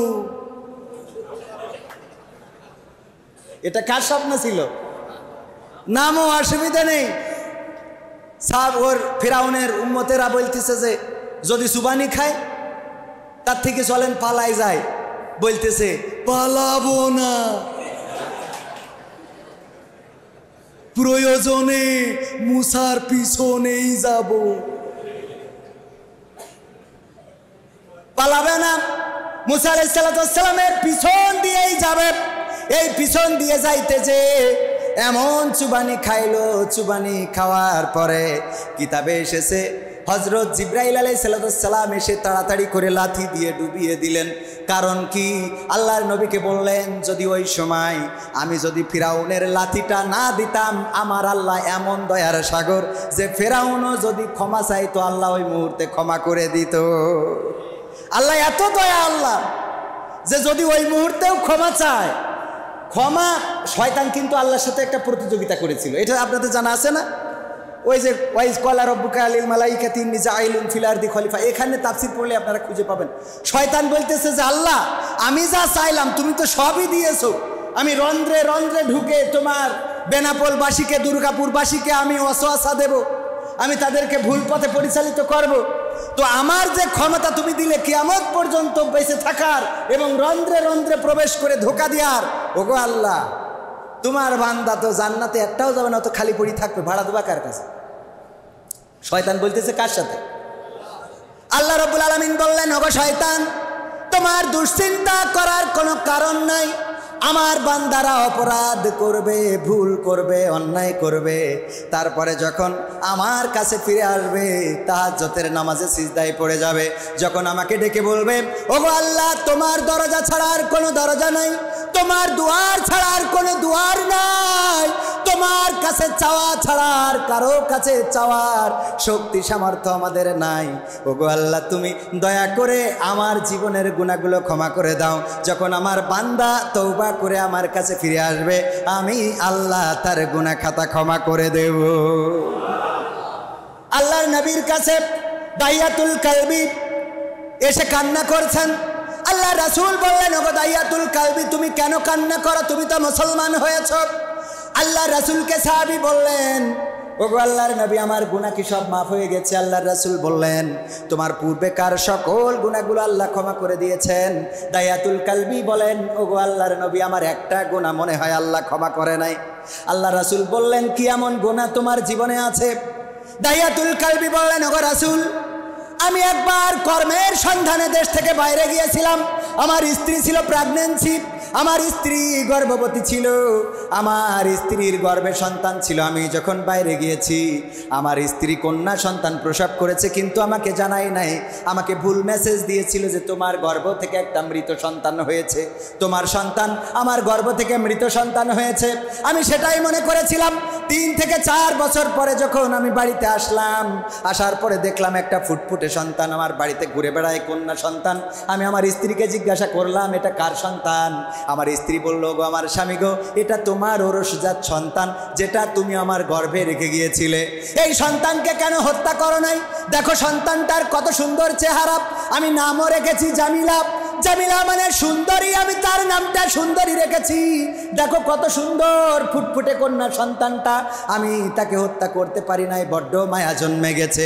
আর আমি জানি এখন বড় হয়ে গেছে, এখন তুমিও হত্যা করতে পারবা না। সুতরাং এই সন্তানকে আমরা আমাদের জন্য রেখে দিই, আমাদের প্রশান্তির জন্য রেখে দিই। ওগো আল্লাহর রাসূল, আমি যখন রাত্রে শুয়ে আছি, আমার কলিজার টুকরা একবার আমাকে আব্বু আব্বু বলে আমার গলা জড়িয়ে ধরে, আর একবার আম্মু আম্মু বলে তার মায়ের গলাটা জড়িয়ে ধরে। সারাটা রাত একবার আমার গলা জড়িয়ে ধরে শুয়েছে, আর একবার ওর মায়ের গলা জড়িয়ে ধরে শুয়েছে। আমি রাতের অন্ধকারে চিন্তা করলাম, এই সন্তানকে যদি বাঁচিয়ে রাখি, এই মক্কার মানুষেরা বলবে, ওই দেখো কন্যা সন্তানের বাবা হেঁটে যায়, ওই দেখো কন্যা সন্তানের পিতা হেঁটে যায়, এটা তো আমার জন্য লজ্জার। এই কন্যা সন্তান কারো সাথে বিয়ে দেব, কারো বাড়িতে কাজ করবে, কন্যা সন্তানের তো কোনো দাম নাই। এই চিন্তা করে আমি কন্যা সন্তানের পিতা থাকতে চাইলাম না। সিদ্ধান্ত নিলাম আগামীকালকেই আমি এই সন্তানকে হত্যা করব। পরের দিন সকালবেলা স্ত্রীকে বললাম, ওগো স্ত্রী, অনেক দিন তো কাছের আত্মীয় স্বজনদের বাড়িতে যাওয়া হয় না, সন্তানকে একটু সাজিয়ে দাও, গুছিয়ে দাও, আমি আমার কিছু আত্মীয়ের বাড়িতে বেড়াতে যাব। আমার স্ত্রী সরল মনে সন্তানকে গুছিয়ে দিল, সাজিয়ে দিল। যখন আমি সন্তানকে নিয়ে হাঁটা শুরু করলাম, আমার সন্তান মাঝে মাঝে পিছনে পড়ে যায়, আব্বু আব্বু বলে ডাক দিয়ে দৌড়ে এসে আমার জড়িয়ে ধরে। আবার যখন পিছনে পড়ে যায়, আব্বু আব্বু বলে ডাক দিয়ে জড়িয়ে ধরে। আমি যখন আমার গন্তব্যে পৌঁছে গেলাম, আমার সাথে থাকা অস্ত্র দিয়ে আমি মাটি খনন করা শুরু করে দিলাম। আমার সন্তান বলল, বাবা কার জন্য এত কষ্ট করো? আমি বললাম, দূরে যাও খেলো, আমি হয়ে গেলে তোমাকে ডাক দেব। আমার সন্তান দূরে খেলতে যেয়ে আমি যখন মাটি খুঁড়ি, আমার দাড়িতে ধুলা লেগে যায়। এটা দেখে আমার সন্তান দৌড়ে আসে আর আমার দাড়ির ধুলাগুলো ঝেড়ে দেয়, আর বলে, ওগো বাবা তুমি কেন এত কষ্ট করো? কার জন্য এত কষ্ট করো? ওগো আল্লাহর রাসূল, আমার সন্তান তো জানে না আমি তার জন্যই কবর খুঁড়ছি। আমার যখন গর্ত খনন করা হয়ে গেল, আমার সন্তানকে ডাকলাম, বললাম, মাগো এদিকে আসো। আমার জামিলা আমার কাছে ছুটে এলো। আমি সাথে থাকা দড়ি দিয়ে হাত পা বাঁধা শুরু করে দিলাম। সন্তান কান্না করা শুরু করে দিল, ওগো বাবা তুমি কেন বাঁধো? আমার কি এমন অপরাধ করলাম? কি জন্য আমাকে বাঁধতেছ? ওগো বাবা তুমি যখন বাইরে ছিলে, মাকে জিজ্ঞাসা করতাম, বাবা কবে ফিরবে, বাবা কবে বাড়িতে আসবে। তুমি এমন একজন পাষাণ পাষণ্ড হয়ে আমার বাড়িতে ফিরবে, এটা ভাবতে পারি নাই গো বাবা। বাবা আমাকে ক্ষমা করে দাও। আমি আমার সন্তানের কোনো কান্না শুনলাম না। তারপরে তাকে কই গর্তের মধ্যে ছুঁড়ে ফেলে দিলাম। গর্তের মধ্য থেকে চিৎকার করে ডাকতে লাগলো, বাবা গো বেঁচে থাকার অধিকার দাও, মায়ের কাছে যাওয়ার অধিকার দাও। আমি আমার সন্তানের কোনো কান্না শুনলাম না, আমি কোনো ক্ষমা করলাম না। একটা পাথর নিয়ে আমার সন্তানের বুক লক্ষ্য করে যখন ছুঁড়ে দিলাম, পাথরটা বুকের উপরে পড়লো, চারিদিক দিয়ে রক্ত ফিকিয়ে বের হয়ে গেল। আর আমার সন্তানের বুক থেকে একটা আওয়াজ বের হলো, আব্বা। এই আওয়াজটা আজ আমার কানে বাজে। যখন আমি কোনো কাজে যাই, আমার কানে বাজে ওই যে আমার সন্তান আব্বা বলে চিৎকার করে। যখন আমি ঘুমাতে যাই আমার সন্তানের ওই আব্বা চিৎকারটা কানে ভেসে আসে। যখন আমি কোনো জায়গায় একাকিত্বে থাকি আমার সন্তানের ওই আওয়াজটা ভেসে আসে। ওগো রাসূল, আমার মনে হয় আমার জীবনের সব গুনাহ যদি আল্লাহ ক্ষমা করেন, এই গুনাহটা আল্লাহ ক্ষমা করবে না। আল্লাহ রাসূল যখন এই ঘটনাটা শুনছিলেন, কিতাবে এসেছে আল্লাহ রাসূলের দাড়ি মুবারক ভিজে ভিজে টপ টপ করে পানি পড়ছিল। আর রাসূল বললেন, ওগো দাহিয়াতুল কালবি, জাহিলি যুগে তোমরা কতটা নিঠুর ছিলে, কতটা পাষাণ ছিলে, তোমরা কতটা নিষ্ঠুর ছিলে, নিজেদের সন্তানদেরকে এমন করে হত্যা করেছো। আর আমার আল্লাহ রব্বুল আলামিন কন্যা সন্তানদেরকে তোমাদের জান্নাতের যাওয়ার জন্য একটা রাস্তা হিসাবে তৈরি করে দিয়েছে।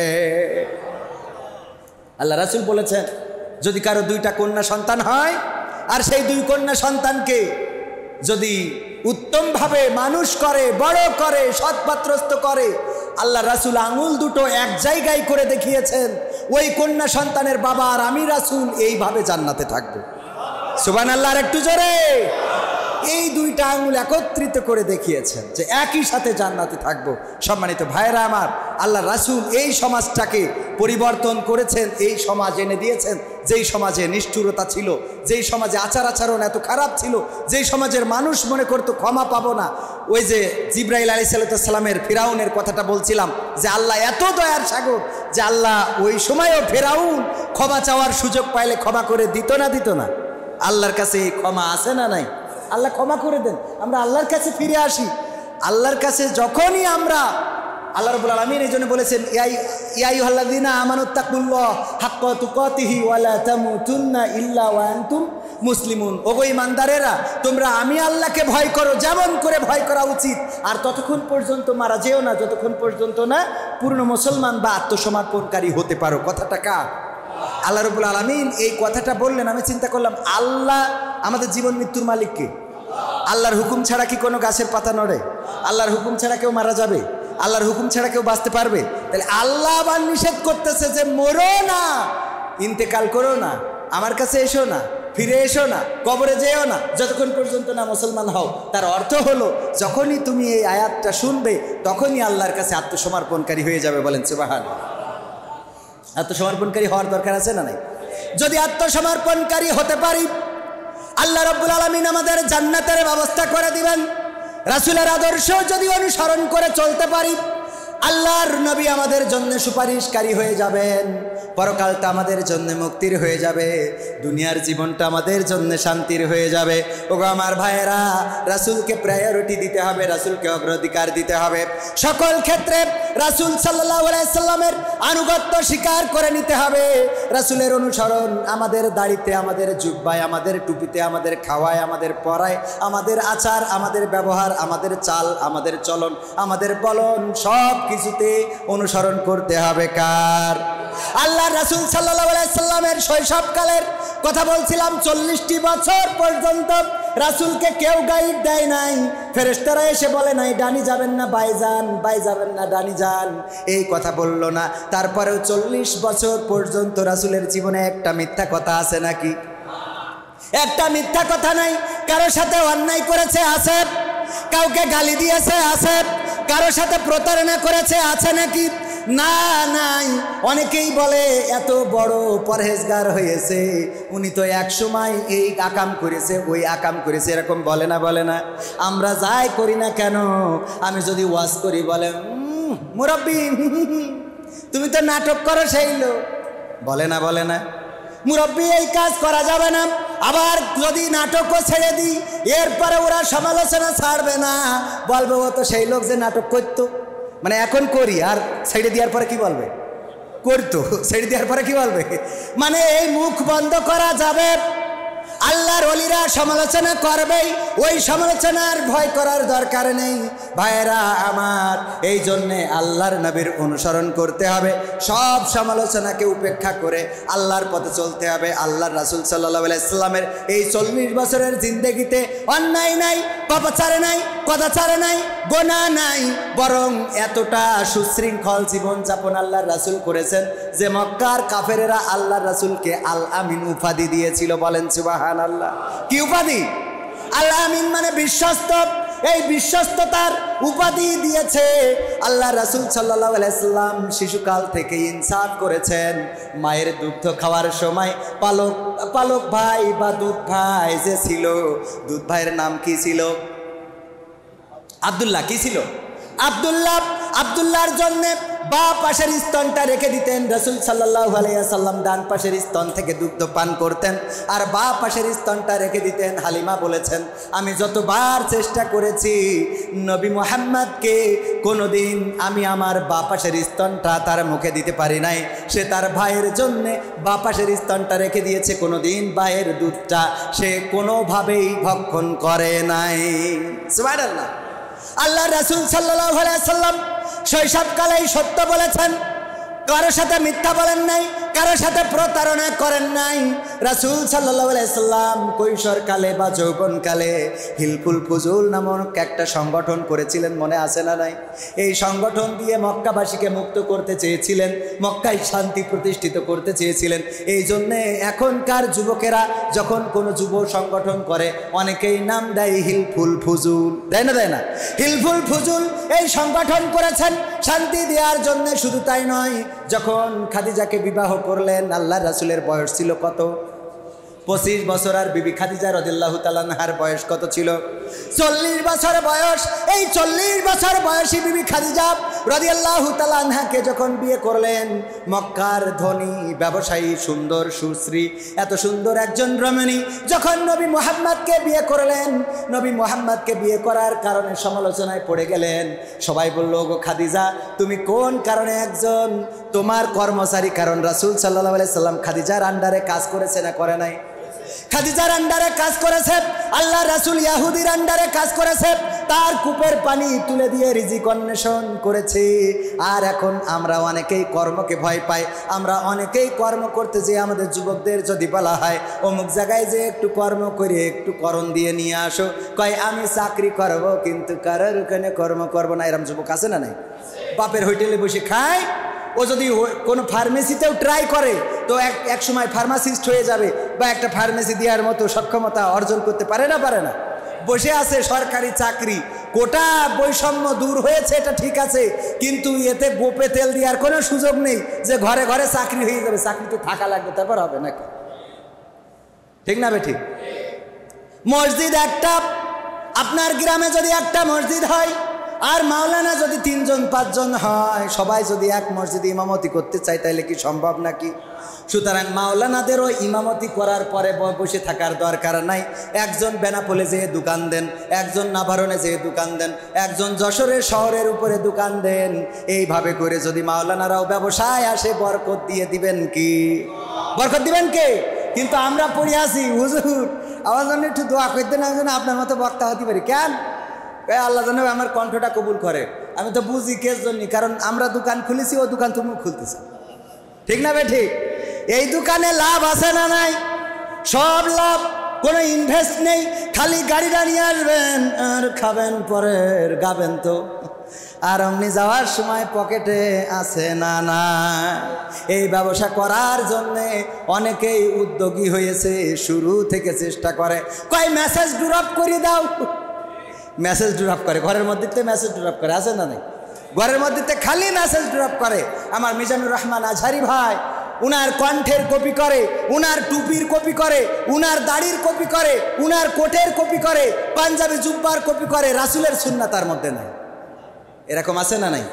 আল্লামা সাইদির যদি আপনি কপি করেন, করতে পারেন, তার কণ্ঠটা যদি ভালো লাগে, সুরটা যদি ভালো লাগে, কপি করেন। কিন্তু যদি আপনি মনে করেন সাইদির মতো হব, সাইদির মতো আমার মানুষ সম্মান করবে, ইজ্জত দেবে, এই যদি মনে করেন, তাইলে আপনার সব কিছু ভেস্তে গেল না দোজখে চলে গেল। আমরা কি বলি? তো সব ভেস্তে গেল, ভেস্তে যায় কনে? দোজখে আল্লাহ রাসূল বলেছেন 3 শ্রেণীর মানুষ আগে জাহান্নামে যাবে। কয় শ্রেণীর? তার মধ্যে প্রথম শ্রেণীর কারা? আলেমরা। প্রথম শ্রেণীর কারা? আলেমরা। আমি বলো বড় আলেম না ছোট আলেম, এই জন্য একটু ভয় কম আছে। মানে আমি কই কি, কেউ অনেকেই বলে যে হুজুর আপনারা যে ওয়াজ করি এত টাকা নেন, তো এতে অসুবিধা হবে না? আমি কই অসুবিধা হলে একটু দেখানোর মতো রাস্তা আছে কি? আমি কই চিন্তা করি যে আমাদের আব্দুল আলামিন ভাই, আমির হামজা ভাই, তারপরে আরো যারা রাহবার আছে ওরাও তো নেচ্ছে, তা ওকে যদি আল্লাহ ধরি আটকাতে পারে তা আমার আটকালি আর করবো নাকি? কথা কয় না।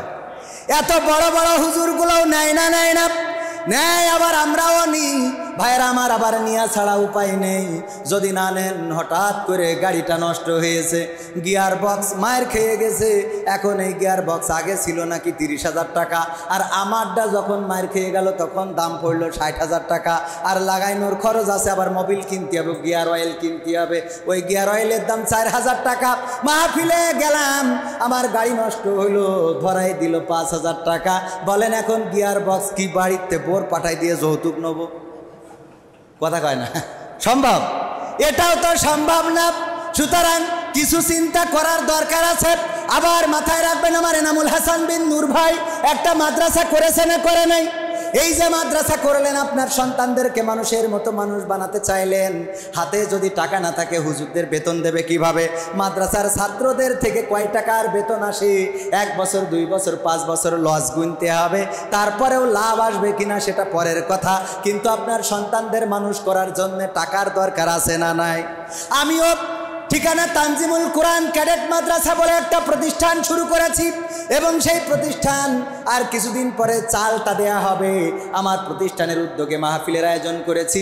আগামী অক্টোবরের 10 তারিখে কোরআনের পাখি আল্লামা দেলাওয়ার হুসাইন সাইদির ছেলে শামীম সাইদি ভাই আমার মাহফিলের প্রধান মেহমান, প্রধান বক্তা গোলাম রব্বানী সাহেব, প্রধান অতিথি জামাতের আমির জেলা আমির হাবিবুর রহমান সাহেব, এবং বিশেষ বক্তা আব্দুল সালাম যুক্তিবাদী অ্যাডভোকেট গাজী এনামুল হক, হাসান আল মামুন লাল, এনামুল হাসান বিন নূর, রবিউল ইসলাম খুলনা, সাইফুল্লাহ বিন কুরবান, সেই সাথে আছে আকর্ষণ হিসাবে অ্যাডভোকেট রোকনুজ্জামান। আমি হিসেব করে দেখলাম, আমি তো নিজেদের লোক, তারপরেও যদি হাদিয়া দিই তাও 1,01,000 টাকা হাদিয়া লাগবে। কয় টাকা? এইগুলো কারা দেবে? বেনাপোলে তো বড় বড় ব্যবসায়ী, টাকার তো অভাব নেই, ওই পাশে মাল ঢোকে আর এই পাশে সাপ্লাই, আর এর মধ্যে কে আছে না নাই? বড় বড় বিজনেসম্যান, টাকার তো অভাব নাই, কিন্তু আমার ছুটিপুরি আহারে এত বড় বড় বিজনেসম্যান নাই, সব কষ্ট করা লাগে। এই জন্যে মাহফিলে যেও, মাহফিলে আগে চেয়ে নিতাম না, এখন বলি যে দিতে হবে।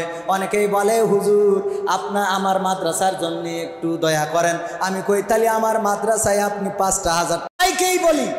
এবং প্রতিটা বক্তার দৃষ্টিভঙ্গি এমন হওয়া উচিত, যেই কাজটা আল্লাহর জন্য হবে সেই কাজটার সাথে কোনো বিনিময় রাখা যাবে। কার জন্যে? আল্লাহর জন্য হইতে হবে, শুধুমাত্র আল্লাহর জন্যে। আমি বলি আপনার মাহফিল আল্লাহর জন্য করব, আপনিও আল্লাহর জন্য আয়োজন করেন। যদি মাহফিলের দিন কোনোভাবে না যাইতে পারি, পরে আমি যদি ওই এলাকায় যাই আমার কাঠি খুলতে পারবেন না। কথা কি বোঝা গেছে? বিশাল মাহফিলের আয়োজন, আমির হামজা ভাই আসবে। আমির হামজা ভাইয়ের স্ত্রী প্রেগনেন্সি অলরেডি, 2-1 দিনের মধ্যে আমরা সুসংবাদ শুনবো। হাসপাতালে নিয়ে গেছে, গতকালকেও ভাইয়ের সাথে কথা হলো। আমাদের 8 দিন মগবাজার হাসপাতালে নিয়ে গিয়েছেন ভাবি সাহেবাকে। আমরা দোয়া করি আল্লাহ রাব্বুল আলামিন সুস্থতার সাথে যেন আমার আমির হামজা ভাইকে আল্লাহ রাব্বুল আলামিন একটা কোরআনের খাদেম দান করে দেন, বলেন আমিন। তো হামজা ভাইয়ের সন্তান হবে।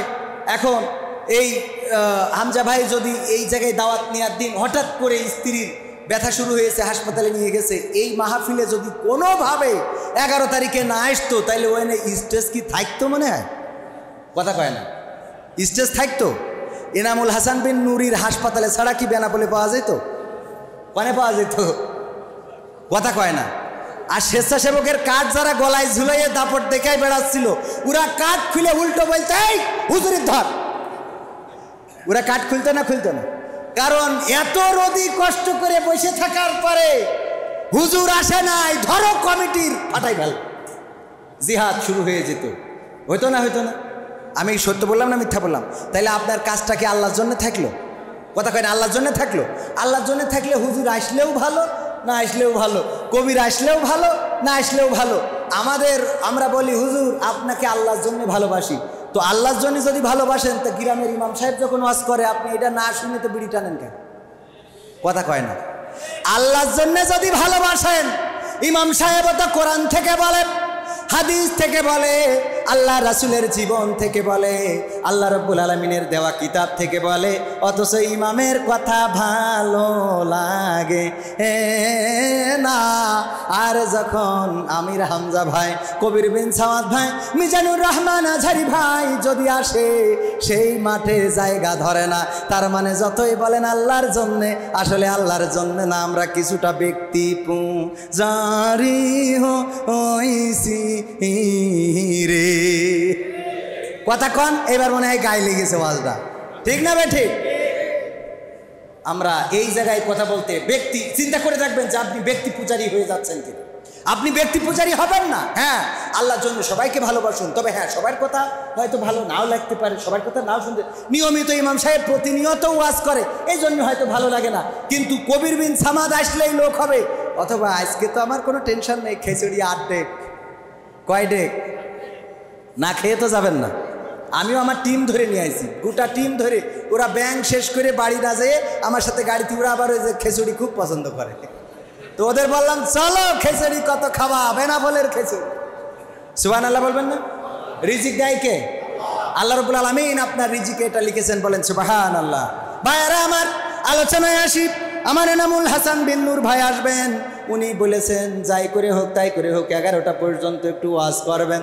11টা পর্যন্ত থাকলে কি কষ্ট হবে আপনাদের? কষ্ট হবে? রূপের বড়াই করিস না রে, রূপ চিরদিন থাকে না। রূপের বড়াই করিস না রে, রূপ চিরদিন থাকে না। নিজের মুখটা দেখা একদিন হইবে রে তোর যন্ত্রণা। নিজের মুখটা দেখা একদিন হইবে রে তোর যন্ত্রণা। সময় হইল বড় শিক্ষক, সব দিবে শিখাইয়া। সুখের জীবন থাকবে না রে, দেখবে না কেউ চাইয়া। সময় হইল বড় শিক্ষক, সব দিবে শিখাইয়া। সুখের জীবন থাকবে না রে, দেখবে না কেউ চাইয়া। মরার আগে মরবি রে তুই, জ্বালা সইতে পারবি না। মরার আগে মরবি রে তুই, জ্বালা সইতে পারবি না। নিজের মুখটা দেখা একদিন হইবে রে তোর যন্ত্রণা। নিজের মুখটা দেখা একদিন হইবে রে তোর যন্ত্রণা। কিসের এত বড়াই তোমার মাটির দেহ লইয়া। ময়রা দেখো পোকামাকড় শেষ করবে সব খাইয়া। কিসের এত বড়াই তোমার মাটির দেহ লইয়া। ময়রা দেখো পোকামাকড় শেষ করবে সব খাইয়া। এই দুনিয়া ছাড়তে হবে, অহংকার আর কইরো না। এই দুনিয়া ছাড়তে হবে, অহংকার আর কইরো না। নিজের মুখটা দেখা একদিন হইবে রে তোর যন্ত্রণা। নিজের মুখটা দেখা একদিন হইবে রে তোর যন্ত্রণা। ঠিক না বে ঠিক? এই চেহারা চিরদিন থাকবে, এই সৌন্দর্য চিরদিন থাকবে। যেই মানুষটার মুখে দাড়ি ওঠে নাই, এই মানুষটার মুখে একদিন দাড়ি উঠবে। যেই মানুষটার মুখে কালো দাড়ি, সেই মানুষটার মুখের দাড়িটা সাদা হয়ে যাবে। যেই মানুষটার চোয়ালটা এত সুন্দর টানতে ইচ্ছা করে, এই মানুষটার চোয়ালে ভাঁজ পড়ে যাবে। যেই মানুষটার চোখের দিকে তাকিয়ে থাকতে ইচ্ছা করে, এই মানুষটার চোখটা ঘোলা হয়ে যাবে। যেই মানুষটা সোজা রয়েছে, সেই মানুষটা কুজা হয়ে যাবে। যেই মানুষটা দিনকে রাত মনে করে, রাতকে দিন বানাতে পারে, দিনকে রাত বানাতে পারে, একদিন এই মানুষটাকেও কেউ মূল্যায়ন করবে না। চায়ের দোকানে পড়ে থাকবে, খুব খুব করে কাশবে। চায়ের দোকানদার বলবে, তুমি এই দোকানে এসে আমার কাস্টমারগুলোকে নষ্ট করো, বরং তুমি তোমার বাড়িতে চলে যাও। আবার বাড়িতে যদি খুব খুব করে কাশি শুরু করে দেয়, পুত্রবধূ বলে, দেখো যখনই পান্তা ভাত নিয়ে বসি, তখন তোমার বাবা ইচ্ছা করেই ওই যে ঘর ঘর করে কাশা শুরু করে। কথা কয় না? এরকম দিন আসবে না? আসবে না? যদি বেঁচে থাকি এমন একটা দিন আসতেই পারে। ওগো আমার ভাইরা, এই জন্যে সময় আমাদের শিক্ষা দিয়ে দেবে মাননীয় প্রধানমন্ত্রী সাবেক শেখ হাসিনা। এখন তো আবার এত সম্মান করলে খুবই, এত সম্মান মানে এক সময় করি করি অভ্যাস হয়ে গেছে। সাবেক প্রধানমন্ত্রী 15টা বছর যেই কাজগুলো করেছেন সব কাজ বাদ দিয়ে উনি যেহেতু একগুঁয়ে ছিল, একগুঁয়ে স্বভাবের ছিল, কারো কথা শুনতো না, কারো কথা মানতে চাইতো না। সুতরাং কারো কথা না মেনে যদি বলতো বাংলাদেশের জমিনে মানব রচিত কোনো মতবাদ আর চলবে না, বাংলাদেশের জমিনে আল্লাহর দেওয়া কোরআনের আইন দিয়ে দেশ চলবে, এই একগুঁয়ে স্বভাব দিয়ে যদি কোরআনের রাজ বাংলার জমিনে কায়েম করে দিত, বলেন দেখি পালিয়ে কি দাদার কাছে যাওয়া লাগতো নাকি? কারণ যারা আল্লাহর পথে থাকে তারা পালায়, বরং হাসতে হাসতে ফাঁসির কাষ্ঠে ঝোলে। কোথায় চলে? ফাঁসির কাষ্ঠে যায়, কারণ ফাঁসির কাষ্ঠেও তারা দেখতে পায় আল্লাহর খুশি। ফাঁসির কাষ্ঠে যখন ঝুলে যায়, উদাহরণ দিতে যে যদি বলি, একবার এক বাঘ ছাগলকে ধরার জন্য তাড়া করেছে, দৌড়ানি দিয়েছে, পিছনে ছোটা শুরু করে দিয়েছে। ওই ছাগল বা একটা গরুকে দিয়েই বলি, গরু মাঠে খাইতে গেছে, গরুর পিছনে বাঘ দৌড়ানি শুরু করেছে ধরার জন্যে। গরু দৌড়াতে দৌড়াতে চিন্তা করছে বাঘের সাথে তো দৌড়াইয়ে পারবো না, পাশে ছিল একটা খানা, একটা গর্ত অথবা নরম কাদাওয়ালা একটা জমিন, ওই জমিনের মধ্যে গরু বুদ্ধি করে ঝাঁপ দিয়েছে। দেওয়ার পরে গরু আটকে গেছে, আর বাঘও যখন ঝাঁপ দিয়েছে, বাঘের দৌড়ের গতিটা ছিল বেশি, গরু যেখানে পড়েছে তার থেকে 3 হাত দূরে যেয়ে পড়েছে বাঘ। কয় হাত দূরে? 3 হাত দূরে যেয়ে বাঘও আটকে গেছে। কাদা এমন যে যত ছাড়াইতে চায় তত জড়াই যায়, এরকম আছে না? অনেক সময় দেখবেন যত ছাড়াইতে চান তত জড়াই যায়। বাঘ ছাড়াইতে চাচ্ছে, জড়াই যাচ্ছে, আর গরু চিন্তা করতেছে টেনশনের তো কিছু নাই, ও বসে বসে জাবর কাটাচ্ছে। বাঘ বলছিস গরু তুই তো আসলেই গরু। গরু বলছে কে ভাই কি হয়েছে? কি হয়েছে মানে? ওরে গরু, তোরে আমি ধরার জন্য যখন তোর পিছনে দৌড়ানি শুরু করলাম, তুই যদি ধরা দিতিস তাইলে আমি তো খেয়ে বেঁচে থাকতাম, আবার যদি তুই দৌড়ে পালিয়ে যাতিস তাও তুইও বাঁচতিস, আমিও বাঁচতাম। কিন্তু এমন জায়গায় লাফটা দিয়েছিস, এমন জায়গায় ঝাপটা দিয়েছিস যে এখন এই কাদা থেকে না উঠা যায়, না বের হওয়া যায়, এই কাদায় তো আটকাই যাচ্ছি, এখন তুইও মারা যাবি, আমিও মারা যাব। দেখো তাতে কি? তাই তাতে তো কিছু না। আমার কথা হলো এই বিপদের মধ্যেই আমি যখন এত টেনশন করতেছি, সেই সময় তুই জাবর কাটাচ্ছিস কিভাবে, আমার এইটা বুঝা। তুই জাবর কাটাচ্ছিস কি করে, আমার এইটা বোঝা। এরকম কিছু আগের সময় আপনাদের না বললেও হয় না, কিছু কথা না বললে আপনাদেরও বোরিং লাগবে। এই একটা ভিডিও দেখছিলাম যে কেউ একজন হোটেলে গেছে না কোন জায়গায় গেছে, যে কমোড সিস্টেম মনে হয় টয়লেট, তো এই কমোড সিস্টেম টয়লেটটা কী করে পায়খানা করবে এটা সে খুঁজে পাই। আমি গতবার আমার দাদাকে নিয়ে যখন হজে গেলাম, যাওয়ার পরে মক্কায় আমার দাদা যে হোটেলে, মানে আমরা যে হোটেলে ছিলাম সেই হোটেলে একটা ডাউন প্যান ছিল, তো ডাউন প্যান থাকার কারণে ওইটাই আমার দাদা টয়লেট করেছে, অসুবিধা নেই। কিন্তু মদিনায় এসে হোটেলটা আরেকটু উন্নত, আর উন্নত হোটেলে তো ডাউন প্যান থাকার কথা না, ওই যে হাই প্যান, ওইটারে কমোড বলেন বা যাই বলেন। তো এইটার পরে আমার দাদা খালি ওয়াশরুমে যাচ্ছে আর বেরোচ্ছে, যাচ্ছে আর বেরোচ্ছে। তো আমি বললাম দাদা কী হয়েছে? বলছে টয়লেট করবো তো সে পায়খানা ঘর খুঁজে পাচ্ছে না। আমি বললাম কেন? ওই যে যাচ্ছেন ওইটাই তো। বলছে ইকেনে সে হাঁকবো ডাকান। তো আমি বললাম এইটা তাহলে কোন দিনে কিরাম লাগে। দাদা নিয়ে যে বললাম যে এইখানে, বলছে এইখানে বসতে হবে কি করে? আমি বলছি তাও কি বসে দেখাই দিতে হবে? তো আমার সাথে আরেকজন ছিল, বলছে দাদা আসেন আমি দেখাই দিচ্ছি, আপনার পুতা ছেলে অত দেখাবে না। তো বলছে যে এইভাবে এইভাবে বসতে হবে। তা বলছে আচ্ছা বসলাম, কাজও সারলাম, কিন্তু সোসবো কি করে? এটা আর এক টেনশন। এ তো বেকায়দা অবস্থা, এ করবা কি করে? তাও দেখাই দিল যে দেখেন দাদা একটা পা আপনি তারপরে এই করেন, বুঝে নেন। তো এই অবস্থা, এই কথা যখন কাতারে এয়ারপোর্টের পাশে বসে আমি ওবায়দুল্লাহ তারেক ভাই সহ আরো কয়েকজন গল্প করতেছি যে ওমরায় আমার দাদা এইবার এই কাণ্ডটা ঘটাই বসেছে। বলছে আপনার দাদা তো ঘটাইয়েছে কি? বলছে আমাদের এক চাচা আর এক কাণ্ড ঘটাইলো কি? তা বলছে ও ওমরায় গেছে, যাওয়ার পরে খিদে লেগেছে, তো সাথে করে চিড়ে নিয়ে গেছিল, তা ভিজাবে কনে, ওর মধ্যে যে পানি ছিল ওকে ভিজাইতে গেছে, ওর মধ্যে ভিজাইতে বলছে চিড়ে ভিজাইছে, চিনিটা কি হতে দেবো, গুলাই নিয়ে আসবো একবারে। সহ্য না করে কি পারা যায়? ভাইয়েরা আমার এরকম অবস্থা, ওগো আমার ভাইয়েরা, এই জাতীয় ঘটনা কিছু ঘটে যায়। টয়লেটে যেয়ে যখন টয়লেট করার হোটেলে থাকতে যেয়ে টয়লেট করার কোনো ব্যবস্থা খুঁজে পায় নাই, তখন মুজার মধ্যে নাকি কাজটা সেরে গিফটু দিয়েছে। দেওয়ার পরে সেই মুজা ওই যে ছোট যে অ্যাডজাস্ট ফ্যান আছে ওই জায়গাতে ছেলে দিতে যেয়ে বড় ফ্যানে বেঁধে গেলে ঘুরিয়েছে, আর ওই মুজা দিয়ে ছড়াইয়ে চারিপাশে লেগেছে। হোটেল কর্তৃপক্ষ এসে দেখে এই অবস্থা, বলতেছে ভাই মাফ করেন, আমার আসলে দোষ না, এক বিপদে পড়ে হয়ে গেছে। কয় তোর দোষ আমি দিচ্ছি না, কিন্তু তোর বলি জাতি হবে, তুই সারা দেলে হাগলি কি করে, এইটা তোর বলি জাতি হবে। আল্লাহ মাফ করুন। গরুকে বলছে বাঘ, ওরে গরু, এই বিপদের মধ্যেও তোর দুশ্চিন্তা নেই কেন, কোনো টেনশন নেই কেন, তোর জাবর কাটা এত দুশ্চিন্তা মুক্ত তুই হইলি কেমনে, তোর কোনো ভয় লাগে না কেন, আমার একটু বল।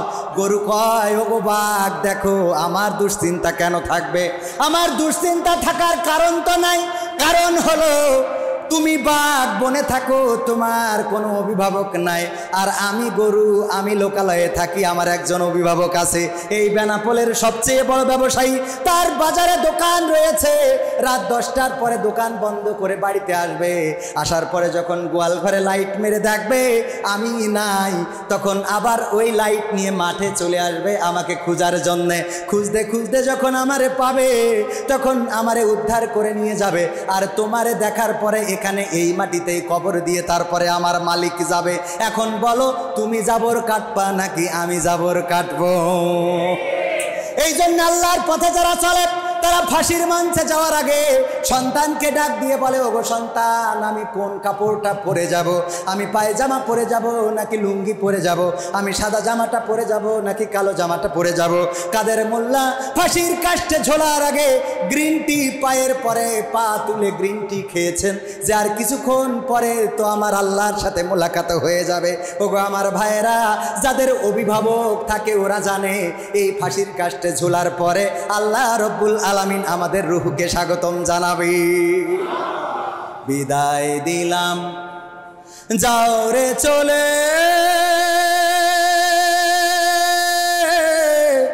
সেই না দূরের দেশে,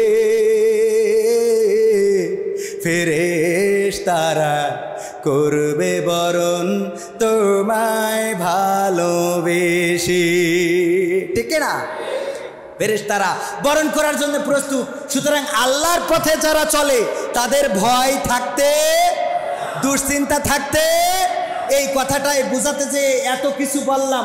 এখন কি বুঝতে পারছেন যে যারা প্রধানমন্ত্রীর কথা বলছিলাম সাবেক, উনি যদি বাংলার জমিনে কোরআনের রাজ কায়েম করে দেওয়ার সিদ্ধান্ত নিতেন তাইলে পালাতেন না, বরং বলতেন আল্লাহর রাজ কায়েম করার জন্য যদি আমাকে ফাঁসির কাষ্ঠে ঝুলতে হয় আমি ফাঁসির কাষ্ঠে ঝুলবো, কিন্তু বাংলাদেশ ছেড়ে দাদার দেশে যাব। কথা কয় না যাবে? ইতিপূর্বে কি কোরআনের পথে চলেছে এমন একজনকেও কি পালাতে হয়েছে? কোরআনের পাখি কতটা বছর কারারুদ্ধ থাকলেন, 13টা বছর, কোনোদিন বাতিলের কাছে মাথা নত করে নাই, কোনোদিন বলে নাই তোমাদের দলে ইমান আনলাম আমারে ছেড়ে দাও, আমি তোমাদের মন্ত্রী হব, তোমাদের ধর্মমন্ত্রী হব না, বলে নাই। বরং আল্লাহর রাসূলের পথটি ধরে, আল্লাহর পথটি আঁকড়ে ধরেছেন। জীবনে স্বপ্ন ছিল আবার কোরআনের মাহফিলে ফিরবেন, জীবনের স্বপ্ন ছিল কোরআনের কথাগুলো মানুষের মাঝে বলবেন, কিন্তু না, তাকে বলতে দেয়া হয় নাই। জীবনের শেষ দিনটা যেদিন হয়ে গেল, কারাগার থেকে হাসপাতালে নিয়ে গেল, বাংলাদেশের মানুষ শুধু নয়, গোটা বিশ্বের মানুষ শুধু নয়, আল্লাহর ফেরেশতারা শুধু নয়, বরং আল্লাহর আরশে আজিম পর্যন্ত সাক্ষী। এই মানুষটা কারাগার থেকে হাসপাতালে গিয়েছে, তারপরেও মুখের হাসিটা মিলান করার মতো কোনো শক্তি বাংলার জমিনে পয়দা হয় নাই। ঠিক না বেঠে? সুতরাং আপনি যদি আল্লাহর পথের পথিক হয়ে যান, আপনি যদি রাসূলের পথের পথিক হয়ে যান, আপনার হাতে হাত কড়া লাগানোর পরেও আপনি হাসবেন, আপনার জেলখানায় দিলেও আপনি হাসবেন, আপনার রিমান্ডে দিলেও আপনি হাসবেন। 8টা বছরও যদি আপনার আয়না ঘরে রেখে দেয়, তারপরেও 8 বছর পরে বের হয়ে বলবেন না যে জীবনের মতো কান ধরে মুসলেকা দিলাম আর কোনোদিন জামাতে ইসলামী করব না রে। বলবে কেউ? বলবে? বলে কেউ? বলে না, বরং অন্য দলের নেতা কর্মী আছে, পান থেকে চুন যদি খসে অমনি গরুর দুধ কেনে 1 মণ, তারপরে বেনাপোলে যে গোসল করে বলে তোগের দলের তেস মারা সারা, আমি আর ওই দলে যাব। কথা কয় না? আছে না নাই? কারণ ওখানে স্বার্থ জড়িত, দুনিয়াবি স্বার্থ পাই নাই, তাই দল ছেড়েছে। যে আল্লাহর দলের আল্লাহর পথের প্রতীক হয়ে যায় সে পরকালে সব পেতে চায়। সুতরাং দুনিয়ার কোনো ভয় থাকে না, তার মৃত্যুর কোনো চিন্তা থাকে না, জেলের পরোয়া করে না, ফাঁসির পরোয়া করে না, সব জায়গায় মুখের হাসিটা থেকে যায়।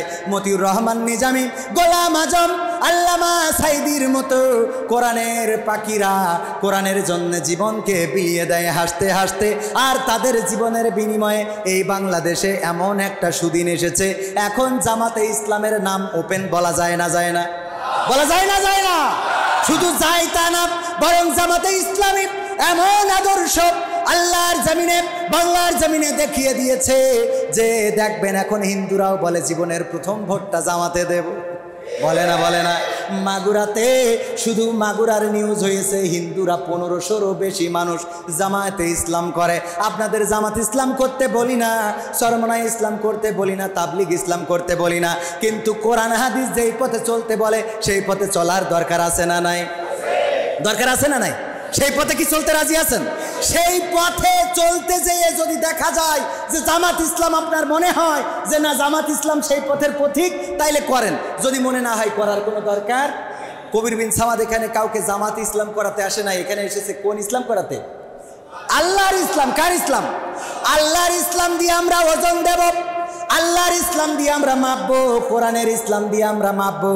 যদি আপনার কাছে মনে হয় চরমনাই ইসলাম, ইসলামী আন্দোলন সঠিক আছে, আপনি চরমনাই ইসলাম করেন।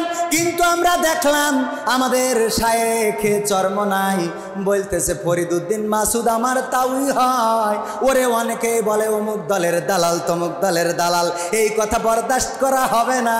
সে খুব ভালো মানুষ, আল্লাহওয়ালা মানুষ।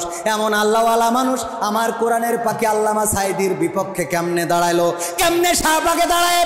আমার কোরআনের পাখি আল্লামা সাইদি শুধু নয়, জাতির শ্রেষ্ঠ সন্তানদের ফাঁসির জন্যে শাহবাগে ওই নাস্তিক সমকামীদের পক্ষে কেমন করে দাঁড়ালো জানার বড্ড ইচ্ছা হয়।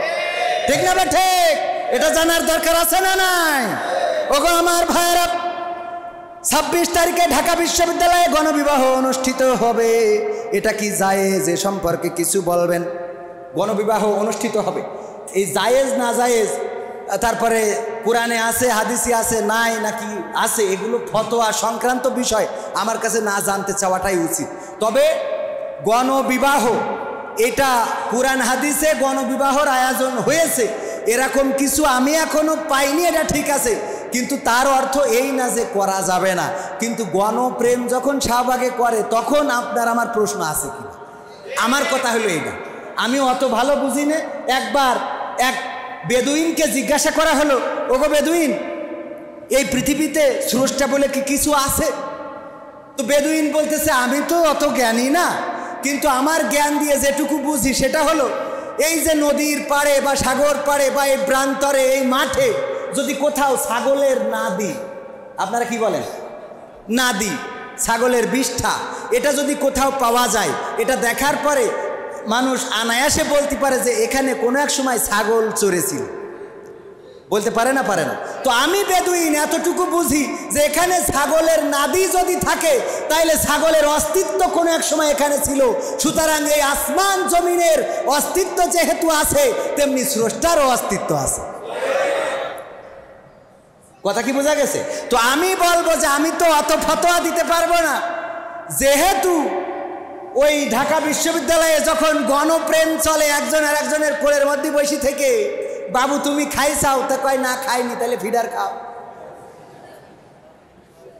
তখন আপনার আমার কোনো প্রতিবাদ আছে কি না? কথা কি বুঝেছেন? তখন যদি প্রতিবাদ না থাকে তাইলে এখন বিয়েতে প্রতিবাদ করা যাবে না।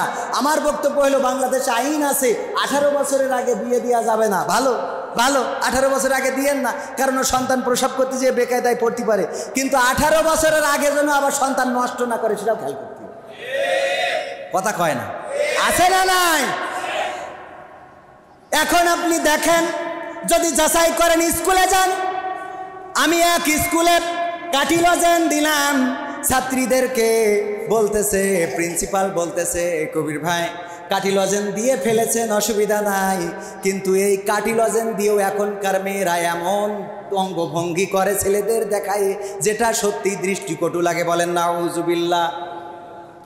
বুঝতে পারছেন? কাঠি লজেনও দেওয়ার কায়দা নেই, কোন আল্লাহর ওলির জামানায় এসে পড়েছে। ও আমার ভাইয়েরা, এই জন্যে গণবিবাহ যদি হয় সেটাকে স্বাগত জানান, ওয়েলকাম জানান, উদ্বুদ্ধ করেন। অবশ্যই বিবাহ জায়েজ আছে না নাই? সেটা হোক গণ আর হোক একটা, যদি একটাও হয় অসুবিধা নাই, গণও হয় অসুবিধা নাই, বিয়ে হোক, কিন্তু যেন প্রেম প্রীতি না হয় এই দিকে খেয়াল রাখবেন, কারণ ওইটার কোনো স্বীকৃতি, ওইটার কোনো স্বীকৃতি আছে? ওইটার কোনো স্বীকৃতি নাই। আলোচনায় ফিরে আসি, রাসূলের জীবন থেকে যদি জানতে চায়, আর বেশি সময় নেব না, কয় মিনিট, আর 15টা মিনিট থাকা যাবে? রান্না বান্না কি রেডি? আমার এনামুল হাসান বিন নূর ভাই আসবে, তারপরে মোনাজাতটা উনি করবেন, আর অল্প সময় থাকা যাবে? যাবে ইনশাআল্লাহ। দেখি আপনাদের আওয়াজ স্পিডটা দেখি, তাকবীর দেব, মসজিদের ছাদ খুলে উপরে চলে যাবে। খুলবে কি? খোলা সম্ভব না, কিন্তু আওয়াজ উপরেও যাবে না, যাবে না? লিল্লাহি তাকবীর।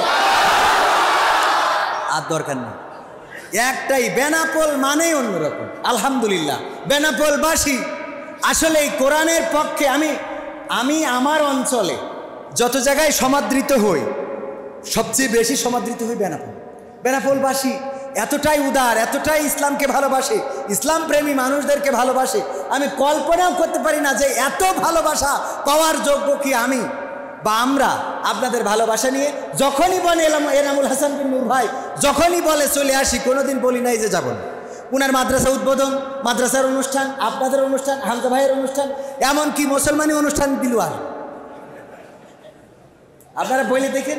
কারণ বেনাপোলে আসলে দুইটা লাভ, একটা হলো খাওয়াও ভালো, পকেটেও টাকার অভাব নেই। সবাই পড়েন আল্লাহুম্মা সাল্লি আলা।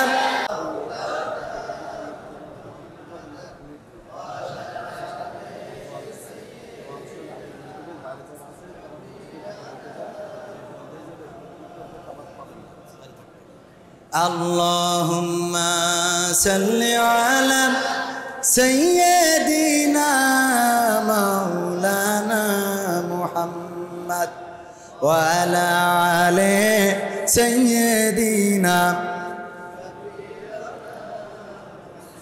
সর্বশেষ কথা, রাসূল কেমন ছিলেন, কেমন তার জীবন আদর্শ ছিল, আমরা কেমন হওয়া উচিত, এটা আলোচনা করতে চেয়েছিলাম। কিন্তু আমাদের হুজুরদের সমস্যা হলো, যেই সাবজেক্টটা নিয়ে বসি ওই সাবজেক্টটা রেখে দিয়ে চারিদিকে ঘুরে বেড়াবো, কিন্তু ফুটোর কাছে আসবো না। যেই বলবে হুজুর শেষ করেন, সেই বলবো যে আজকে সময় পাইলাম না। আমিও সেই ক্লাসের, আমিও কি সব বলা হয়ে যাবে, কিন্তু যেটা নিয়ে আলোচনা করব সেটা বলা হবে না। রাসূল কেমন ছিল, কেমন তার জীবন আদর্শ ছিল, অসুবিধে নেই, কিন্তু মাইকটা ছেড়ে দেন, তারপরে যা করেন করেন। ও আমার ভাইরা, দুইটা কথা বলে শেষ করে দেব। এনামুল হাসান বিন নূর ভাই বললেন যে 11টার আগে যেন শেষ না করি, কিন্তু যেহেতু রাত হয়ে যাচ্ছে, সকালে অনেকের কাজ কর্ম ব্যস্ততা আছে, সুতরাং আমরা এক্ষুনি শেষ করে দেব, এখনই মোনাজাত করে দেব। কমিটির দাবি রাখার দরকার আছে না নাই? এবং অনেকক্ষণ ধরে আপনারা সেই মাগরিব থেকে শুরু করে এখন পর্যন্ত শুনছেন। দুইটা বিষয়, দুইটা রাসূলের চরিত্রের দুইটা বিষয় আপনাদেরকে শোনাবো। এই দুইটা বিষয় আমাদেরও আমল করার মধ্যে নিয়ে আসতে হবে। আমি কবির সহ আমাদের সবাইকে যেন আমল করার তৌফিক আল্লাহ দান করেন, বলেন আমিন।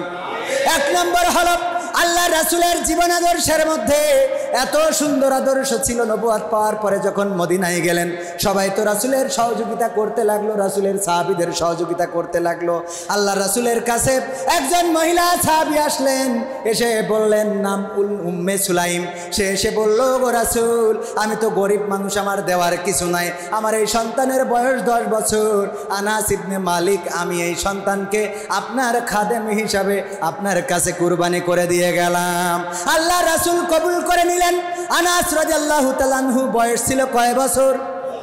10 বছরের বাচ্চা। ভুল করা স্বাভাবিক নাকি অস্বাভাবিক? স্বাভাবিক। এই বাচ্চাটা যখন বড় হয়েছে আল্লাহ রাসূল সাল্লাল্লাহু আলাইহি সাল্লাম এই বাচ্চাটার মাথায় হাত রেখে দোয়া করেছিলেন, আল্লাহ তুমি তাকে নেখায়াত দাও, তার সন্তান বাড়িয়ে দাও, ইলম বাড়িয়ে দাও। আল্লাহ দোয়াটা এত বড় করে কবুল করেছিলেন যে আনাস ইবনে মালিক রাদিয়াল্লাহু তাআলা আনহু এই দুনিয়ার পরে 103 বছর মতান্তরে, 108 বছর মতান্তরে 110 বছর বেঁচেছিলেন। সুবহানাল্লাহ। আল্লাহ রাসূল দোয়া করেছিলেন, শতাধিক বছর বেঁচেছেন, 103 বছর কমপক্ষে বেঁচেছিলেন। শুধু তাই নয়, এত ইলম অর্জন করেছিলেন। উনি মারা যাওয়ার পরে সেই সময়ের বিখ্যাত একজন মনীষী বলেছিলেন যে আজকে যেন পৃথিবীর অর্ধেক জ্ঞান কবরে চলে গেল। আর সন্তানের দিক থেকে আল্লাহ রাব্বুল আলামিন এত সন্তান দিয়েছিলেন। কোন বর্ণনায় এসেছে 80 জন, কোন বর্ণনায় 82 জন, আর কোন বর্ণনায় আছে 100-এরও অধিক সন্তান ছিল। সুবহানাল্লাহ বলবেন না? এত সন্তান আল্লাহ দিয়েছিলেন। এই আনাস রাদিয়াল্লাহু তাআলা আনহুকে জিজ্ঞাসা করা হলো, আল্লাহর রাসূলের জীবন আদর্শ কেমন ছিল, চরিত্র কেমন ছিল, ব্যবহার কেমন ছিল? আনাস রাদিয়াল্লাহু তাআলা আনহু বললেন, আল্লাহর রাসূল আমাকে একদিন বললেন, আনাস যাও একটি জামা নিয়ে আসো। আমি জামা আনতে বের হলাম। পাশে মক্কার মদিনার ছেলেরা খেলাধুলা করে, আমি সেখানে খেলাধুলা দেখতে দাঁড়িয়ে গেলাম। ওই খেলাধুলা যখন দেখতেছি, দেখতে দেখতে সময় পার হয়ে গেছে, আমার আর খেয়াল নাই রাসূলের জামা নিয়ে যেতে হবে, রাসূলেরও জামার প্রয়োজন। রাসূল সাল্লাল্লাহু আলাইহি সাল্লাম জামাটা নেওয়ার জন্য নিজে যখন আসলেন, রাস্তায় এসে দেখেন আমি খেলা দেখতেছি, আমার পাশে এসে কখন দাঁড়িয়েছেন আমি খেয়াল করি নাই। আল্লাহ রাসূল সাল্লাল্লাহু আলাইহি সাল্লাম আমার সাথে ওই বাচ্চাদের দিকে তাকিয়ে আছেন। হঠাৎ খেয়াল করে দেখলাম রাসূল আমার পাশে দাঁড়ানো। আমি ভয় পেয়ে গেলাম। আমি রাসূলের আদেশ অমান্য করেছি, খেলা দেখছি, না জানি রাসূল কি করেন। আমার রাসূল আমার দিকে তাকিয়ে এমন একটা মিষ্টি হাসি দিয়েছেন যে হাসিটা আমি আজ পর্যন্ত, এখন পর্যন্ত আমার রাসূলের সেই স্মাইলটা মিস করি। এই ছিল আমার রাসূলের আদর্শ। 10টি বছর খেদমত করেছি, কোনোদিন রাসূল বলে নাই এটা কেন করলে, এটা কেন করো নাই, এটা কেন করেছো, এটা কেন করনি। এই ছিল রাসূলের ব্যবহার। আর আমাদের ব্যবহার এত খিটমিটে, সন্তানের সাথে ভালো আচরণ করি না, স্ত্রীর সাথে ভালো আচরণ করি না, গ্রামের মানুষের সাথে ভালো আচরণ করি না। আমার ক্ষমতা এখন, আমার পাওয়ার এখন, আমি বিএনপির লোক, আমি জামাতের লোক, আওয়ামী লীগের ওরা মানুষই না। আবার আওয়ামী লীগ যখন ক্ষমতায় আসবে ওরা মনে করে আমরা আওয়ামী লীগ করি, এরা মানুষ না। এটা কোনোদিন রাসূলের আদর্শ হইতে পারে। 2 নম্বর কথা, সাদ রাদিয়াল্লাহু তাআলা আনহু, সাদ আসওয়াদ বলে তাকে ডাকা হতো, কালো মানুষ, খাটো মানুষ, এত কালো ছিল।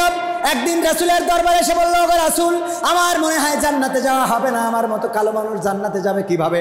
আল্লাহ রাসূল বললেন, কেন? কয় আমার তো কেউ বিয়ে করতে চায় না, আমি আমার ইমানটা কি করে রক্ষা করব? আল্লাহ রাসূল বললেন, এই মক্কার, এই মদিনার সবচেয়ে সুন্দরী নারী যে, তার সাথে তোমার বিবাহের ব্যবস্থা করব। একটা চিঠি লিখে সুন্দরী রমণী যে, সুন্দরী মেয়ে যে, তার বাবার কাছে পাঠিয়ে দিলেন। ওই চিঠিটা নিয়ে গেল। যাওয়ার পরে চিঠিটা পাওয়ার পরে বলল, কি করে তোমার মতো কালো মানুষের সাথে আমি আমার কন্যা বিবাহ দিতে পারি? না ওগো সাদ, তোমার সাথে আমার কন্যাকে বিবাহ দেব না, বরং তুমি চলে যাও, রাসূলকে বলে দাও তোমার মতো কালো মানুষের সাথে আমার সুন্দরী কন্যাটাকে বিয়ে দেব না। এই কথা ঘর থেকে কন্যা শুনলেন, তারপরে চিৎকার করে বলে উঠলেন, বাবা তুমি থামাও ওই কালো সাহাবীকে। রাসূল যেহেতু আদেশ করেছেন, চিঠি পাঠিয়েছেন, আমার রাসূলকে কষ্ট দেওয়া যাবে না। রাসূল যেটা ভালো মনে করেছেন সেটাই আমরা মেনে নেব। রাসূল যে পাত্রটা আমার জন্য নির্বাচিত করেছেন ওই পাত্রকে আমি কবুল করে নেব। আল্লাহ রাসূলের আদেশ অমান্য করব না। বিয়ের আয়োজন করো। বিয়ের আয়োজন হয়ে গেল, বিবাহ হয়ে গেল। বাসর রাত। সাহাবীকে বললেন, ওগো সাহাবী আজকে কি স্ত্রীকে বকশিশ দেওয়ার মতো কিছু আছে নাকি? কয় না নাই। আল্লাহ রাসূল কিছু টাকা সহযোগিতা করলেন, সাহাবীদের কাছ থেকে কালেকশন করে দিলেন, এই নাও 200 দিনার, 200 মুদ্রা নিয়ে যাও, বাজার করে নিয়ে আসো, সংসারের জন্য কিছু চাল ডাল কিনবা আর তোমার স্ত্রীর জন্য কিছু কিনবা। বাজারে চলে গেল। হঠাৎ খবর শুনতে পেল, কে যেন ডাক দিয়ে বলছে, রাসূলের হাতকে কে শক্তিশালী করবা, যুদ্ধের ময়দানে কে যাবা, ছুটে এসো। আল্লাহ রাসূল জিহাদের ডাক দিয়েছে, কে যুদ্ধের ময়দানে যাবা।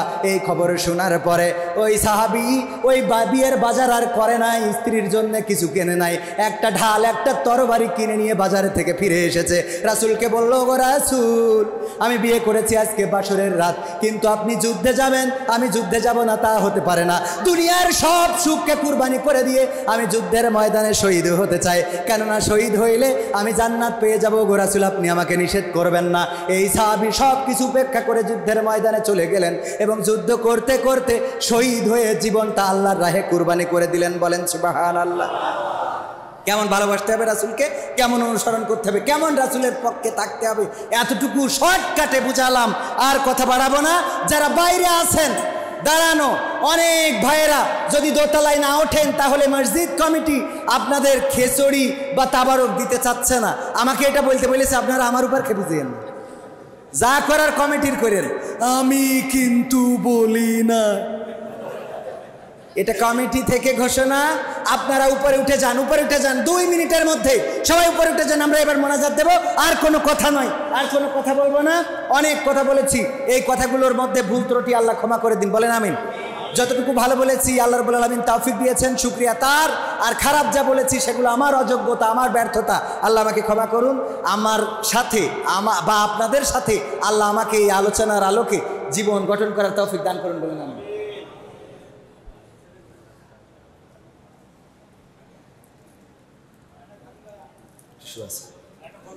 উপরে সবাই উপরে চলে যান। উপরে যাওয়ার পরে শাটার টেনে দেবে, তারপরে মোনাজাত। আর মোনাজাতের পরে আপনারা তাবারক খাবেন, আমিও পছন্দ করি। আমারও বাড়ির জন্য 2টা প্যাকেট দিয়ে দিয়েন যদি থাকে। তাও আজ করে বলা লাগবে হুজুর? সুর দিয়ে বললেই আজ, সুর দিয়ে বললি কি? সুর দিয়ে বললে আজ। মিজানুর রহমান আজহারি ভাই এখন সুর দিয়ে আলোচনা করে না, এখন স্পিকার, কি ইসলামিক স্কলার, এখন স্পিকার আলোচনা করেন সুন্দর করে। এই সুন্দর করে আলোচনাগুলো আমাদের কাজে লাগে না, লাগে না? একটা বিষয়ের উপরে, সাবজেক্টের উপরে। আমি বললাম বাংলাদেশে আপনি, বাংলাদেশের মানুষ আপনাকে তো দেখতে চায়। এই তো গত মাসে আপনারা হয়তো জানেন, আমার আমির হামজা ভাইয়ের একসাথে মিটিং ছিল আজহারি ভাইয়ের সাথে। তো ভাইকে বললাম যে ভাই, আপনাকে তো বাংলাদেশের মানুষ আপনাকে দেখতে চায়, আপনি কবে ফিরবেন? এর আগের বারও একই প্রশ্ন করেছিলাম যে আপনি কবে ফিরবেন, বাংলাদেশের মানুষ আপনার অপেক্ষায়। উনি বললেন যে খুব তাড়াতাড়ি ফিরবো, বাংলাদেশের মানুষকে আমার সালাম পৌঁছে দিবেন আর বলবেন আমি বাংলাদেশের মানুষদেরকে ভালোবাসি, খুব তাড়াতাড়ি তাদের মাঝে ফিরবো ইনশাআল্লাহ। এবার বললেন যে আমি বাংলাদেশে ফিরতে চাই, কিন্তু বাংলাদেশে যেভাবে কোরআনের মাহফিল হয়, এই মাহফিলে এখন গেলে প্রোটেকশন নিয়ে তো বড্ড বিপদে পড়ে যেতে হবে। মানুষের এত ভিড় হবে যে সেই ভিড় সামলানো স্বেচ্ছাসেবকের দিয়ে হবে। ভিড় হবে না? হবে না। যদি বেনাপোলে আসে, এমন কোনো মাঠ আছে যেখানে আজহারি ভাইয়ের জন্য লোকে জায়গা ধরবে? এমন মাঠ নাই। আমি বললাম আপনাকে তো বাংলাদেশের মানুষ রাজনীতিতেও চাচ্ছে, আপনি এমপি হবেন অথবা আপনি মন্ত্রী হবেন, বাংলাদেশের রাজনীতিতে আপনাকে সক্রিয় দেখতে চায়। আজহারি ভাই বললেন দেখেন, আমি রাজনীতিতে সক্রিয় আছি বা নাই ওইটা বড় কথা না, আমি রাজনীতিকদের দিক নির্দেশনা দেওয়ার জন্য চেষ্টা করে যাচ্ছি। আল্লাহু আকবার বলবেন না? রাজনীতিকরা যেন আমাদের কথা মতো চলে, আমরা তাদের যেন পথ দেখাতে পারি যে এইটা ভুল, এইটা ভালো, এইটা ঠিক, এইটা বেঠিক, এইটা অন্ধকার, এটা আলো, এইটা অন্যায়, এইটা ভালো। এটা ভালো না খারাপ? এই ভালো কাজটা আমার মিজানুর রহমান আজহারি ভাইকে আল্লাহ করার তৌফিক দিন, বলেন আমিন। মা বোনেরা পর্দার অন্তরালে শুনতেছেন, তাইলে মায়ের একটা গান গায়। যেহেতু মাদের জন্য কিছুই বলা হয়নি, একটু মাদের জন্য বলা দরকার ছিল যে ওরা যেন 5 ওয়াক্ত সিরিয়াল দেখে, নাকি? দাদা সব নিয়ে গেছে কিন্তু সিরিয়াল নিয়ে গেল না। সব নিয়ে গেছে দেশেতে। ওই দিন এয়ারপোর্টে দেখো বন্দুক নিয়ে দৌড়াচ্ছে, তাড়াতাড়ি বেইমানে উঠবে, বিমানে কিসি উঠবে, তাড়াতাড়ি বিমানে উঠবে, সাদা ধুতি পরিয়ে হেলিকপ্টারে, দেখেছেন না? দেখেন নাই? তারপরে আমাদের বুবু তো গেছে, এই দেশে সব নিয়ে গেছে, এমনকি ভিসা অফিস পর্যন্ত বন্ধ করতে গেছে। ঠিক না? থই নাই। পাসপোর্টগুলো আটকানো, আমি মালয়েশিয়ায় যাব, আমার টিকিট পর্যন্ত মায়ের হয়ে গেল। বলছে যতক্ষণ পর্যন্ত শেখ হাসিনা ক্ষমতায় না আসবে ততক্ষণ খুলবো। আমি কি বিপদে! আমি বললাম এখন মোদির কাছে কি ফোন কল দেওয়া লাগবে নাকি? ইউ ক্যানাপা না তোমারা এই যে এম্বাসি কো মেরে পাসপোর্ট তো আটকা পড়িয়া তো কে, তাছাড়া তো কোনো রাস্তা নেই। আমি মালয়েশিয়ায় যাব, পাসপোর্ট আটকানো, খুলতে পারছে না, খুলছে না। শেখ হাসিনার এটা মীমাংসা না হলে খুলবে না, এই অবস্থা। সব নিয়ে গেল, কিন্তু সিরিয়াল নিয়ে গেল। এই দেখো চাচা রে, যে হাসি দিলেন আপনি, পান তো আরো 2টো খাওয়া লাগবে। জনতা ব্যাংক কয় বস্তা? ভাই কই দাঁড় করান দিন একটু। জনতা ব্যাংক কই, একটু হাত উঁচু করেন। নাম কি ভাইজান? হ্যাঁ, নাম কি শোনা? হাবিব ভাই। আল্লাহ আল্লাহ রাসূলের হাবিব হিসাবে কবুল করুন, বলেন আমিন। আল্লাহ তার হাবিব করে নিন, বলেন আমিন। আপনি জনতা ব্যাংকে চাকরি করেন, এখানে ইসলামী ব্যাংকে নগদ দেশে, বাকি দেশে সিমেন্ট দেশে, জনতা ব্যাংকে একটু ফার্স্ট না হলে হয়, অন্তত 5টা ব্যাগ দেন ভাই,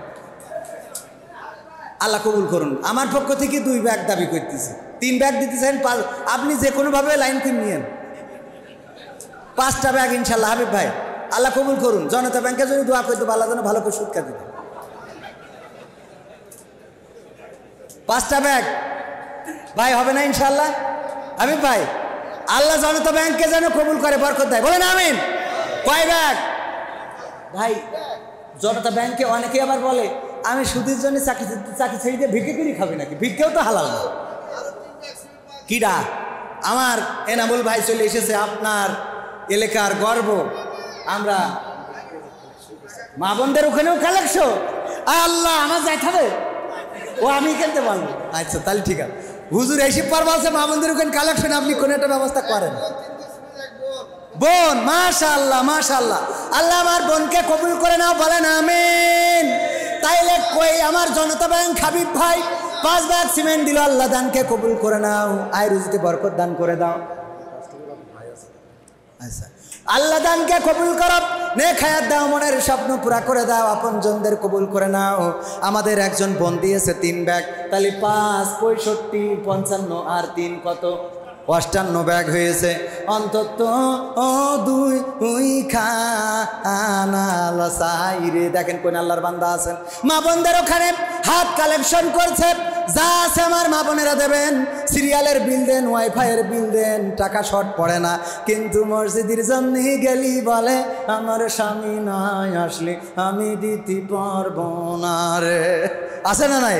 কয় স্বামীর বিনা হুকুমে দিয়া হারাম। ওরে বাবা, এত আল্লাহরা স্বামীর বিনা হুকুমেও টাকা দেবে না। আর যাই সিরিয়াল আলা যাই বলে ভাই আজকে বলে ঝিঝির করছিল, টাকা দিচ্ছি নিয়ে যাও, ঝিঝির করলে দুবার না, বলে আগে দিয়ে তারপরে ঝিঝির, সহ্য না করে পারা যায়? তাহলে কয় ব্যাগ হলো? 58। আর 2টা ব্যাগ কোন আল্লাহর বান্দা আছেন? 60। আর যদি 2টা ব্যাগ দেন আমার ভাইয়েরা, 60 একটা কুটায় যেয়ে দাঁড়ায় অন্তত। কি ভাই? হাবিবুর ভাই আগে দিল, হাবিব ভাই জনতা ব্যাংক, কত সুন্দর স্বাস্থ্য, আল্লাহ তুমি দানকে কবুল করে নাও। এবার হাবিবুর দিয়েছে আরো 2 সংখ্যা বেশি, আল্লাহ দানকে কবুল করো। 2 ব্যাগ দিল, মনের স্বপ্ন পূরণ করো, 60 ব্যাগ হইল। তবে একটা মনের মধ্যে একটা খুচা মারতেছে, বলবো খুচার কথাটা, মানে এইটা তো রাসূলের জীবনী নিয়ে আলোচনা করার কথা ছিল। রাসূল 63 বছর এই পৃথিবীতে ছিলেন, আর 3টে ব্যাগ দিয়ে 63টা পূরণ।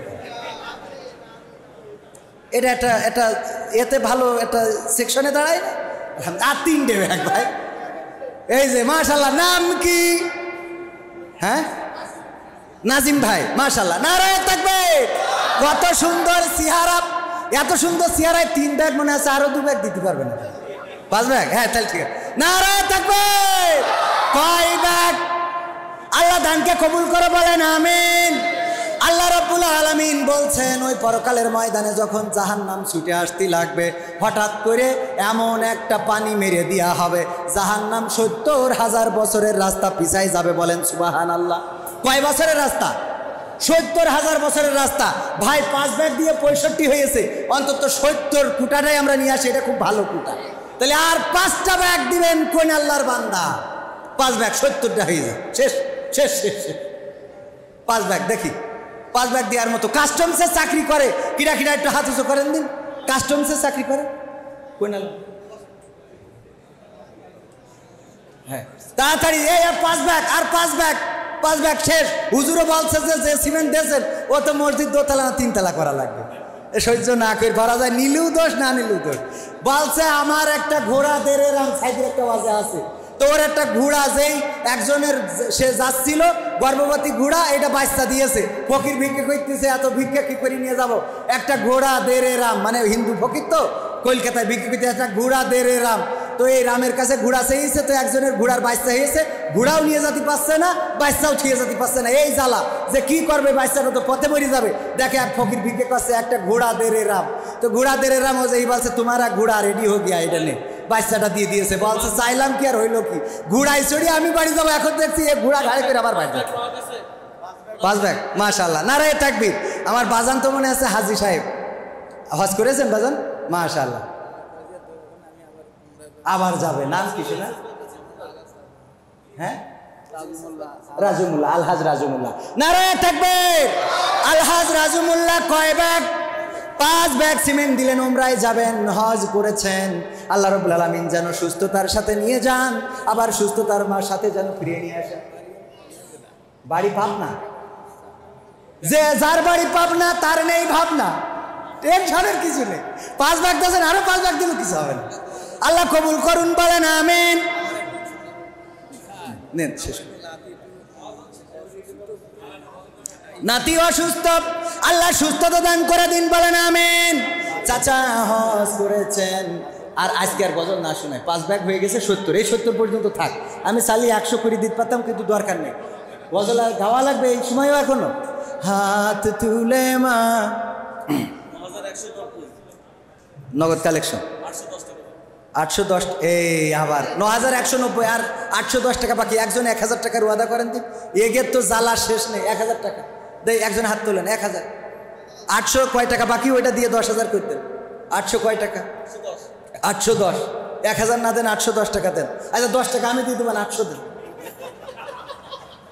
800 দেন অন্তত। এই আমার ক্যামেরাম্যানেরা 10 টাকা দেন, একদম মাহরুম হয়ে লাভ নেই। আর 800 টাকা দেখি কে কোন আল্লাহর বান্দা আছেন। 800 শেষ, 800 শেষ, 800।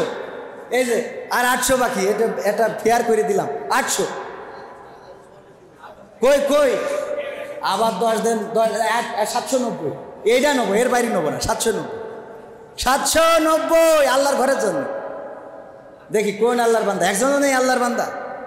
এরকম ইনকাম করা লোক নেই যে আর 790 টাকা দিতে পারবেন। এইটা না দিলি মোনাজাত হচ্ছে না, খিচুড়ি গরম হয়ে যায়। যা এই পাশে, ডাইন পাশে। আচ্ছা দেখি এই মসজিদের আমার ডাইন পাশ ফার্স্ট হয় না বাম পাশ ফার্স্ট হয়? 790। দেখি ডাইন পাশের লোক, দেখি এই পাশে। 1 2 3 দিলেন না, এই পাশে 3 গুনবো, দেখি পাই কিনা। 1 2 3 পালাম না। না না ভাই, কিরা না, উনি দিলে হবে না। বাইরের থেকে একজন। 1 2 3, যদি না দেন আমি দিয়ে যাব খোলা, না দিলে আমি দেব। রাজি হয়েছে? বাইরে থেকে কেউ? কিরা? হ্যাঁ, নাজমুল। ও মুস্তাক আহমেদ মাখন। এই দেখো, আলহামদুলিল্লাহ। এই মাখন, মধু, এরাই তো দেয়। আর যে কটা নাম রেখেছে মুমিন, ও তো মুমিন। ও বিড়ি টাইতেছে, তাও মুমিন। কয় মুমিন বিড়ি খাচ্ছ? ও মুমিন তো, ও বিড়ি খালি তো অসুবিধা, এরা দেয় না। হ্যাঁ হ্যাঁ, বস্তা আর নেবো না। আর কিরা? মমিন ভাই। ও মমিনের কথা কইছি, ও দেখছে, তাই তো ধরা খেয়ে গেল। খেলা হবে, নাম পয়েন্টে পড়ে গেছে। আল্লাহ মমিন ভাইকে কবুল করো, মাখন ভাইকে কবুল করো। আর কথা বাড়াবো না, যত বাড়াবো তত দাবি থাকবে, আর যত দাবি থাকবে তত পূরণও হবে।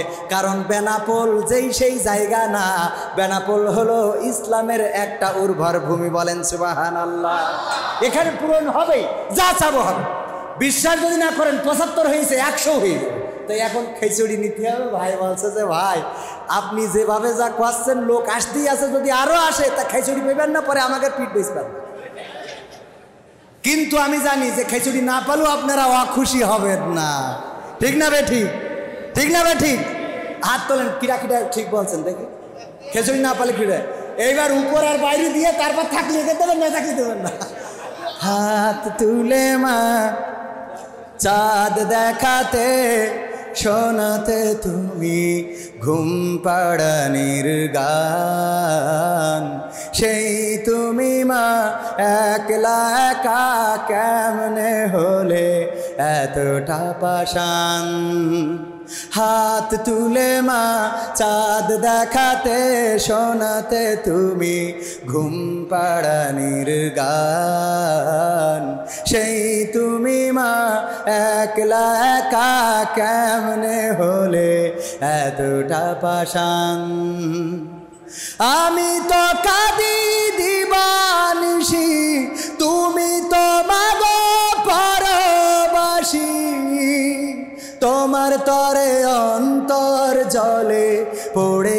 আমার প্রাণ।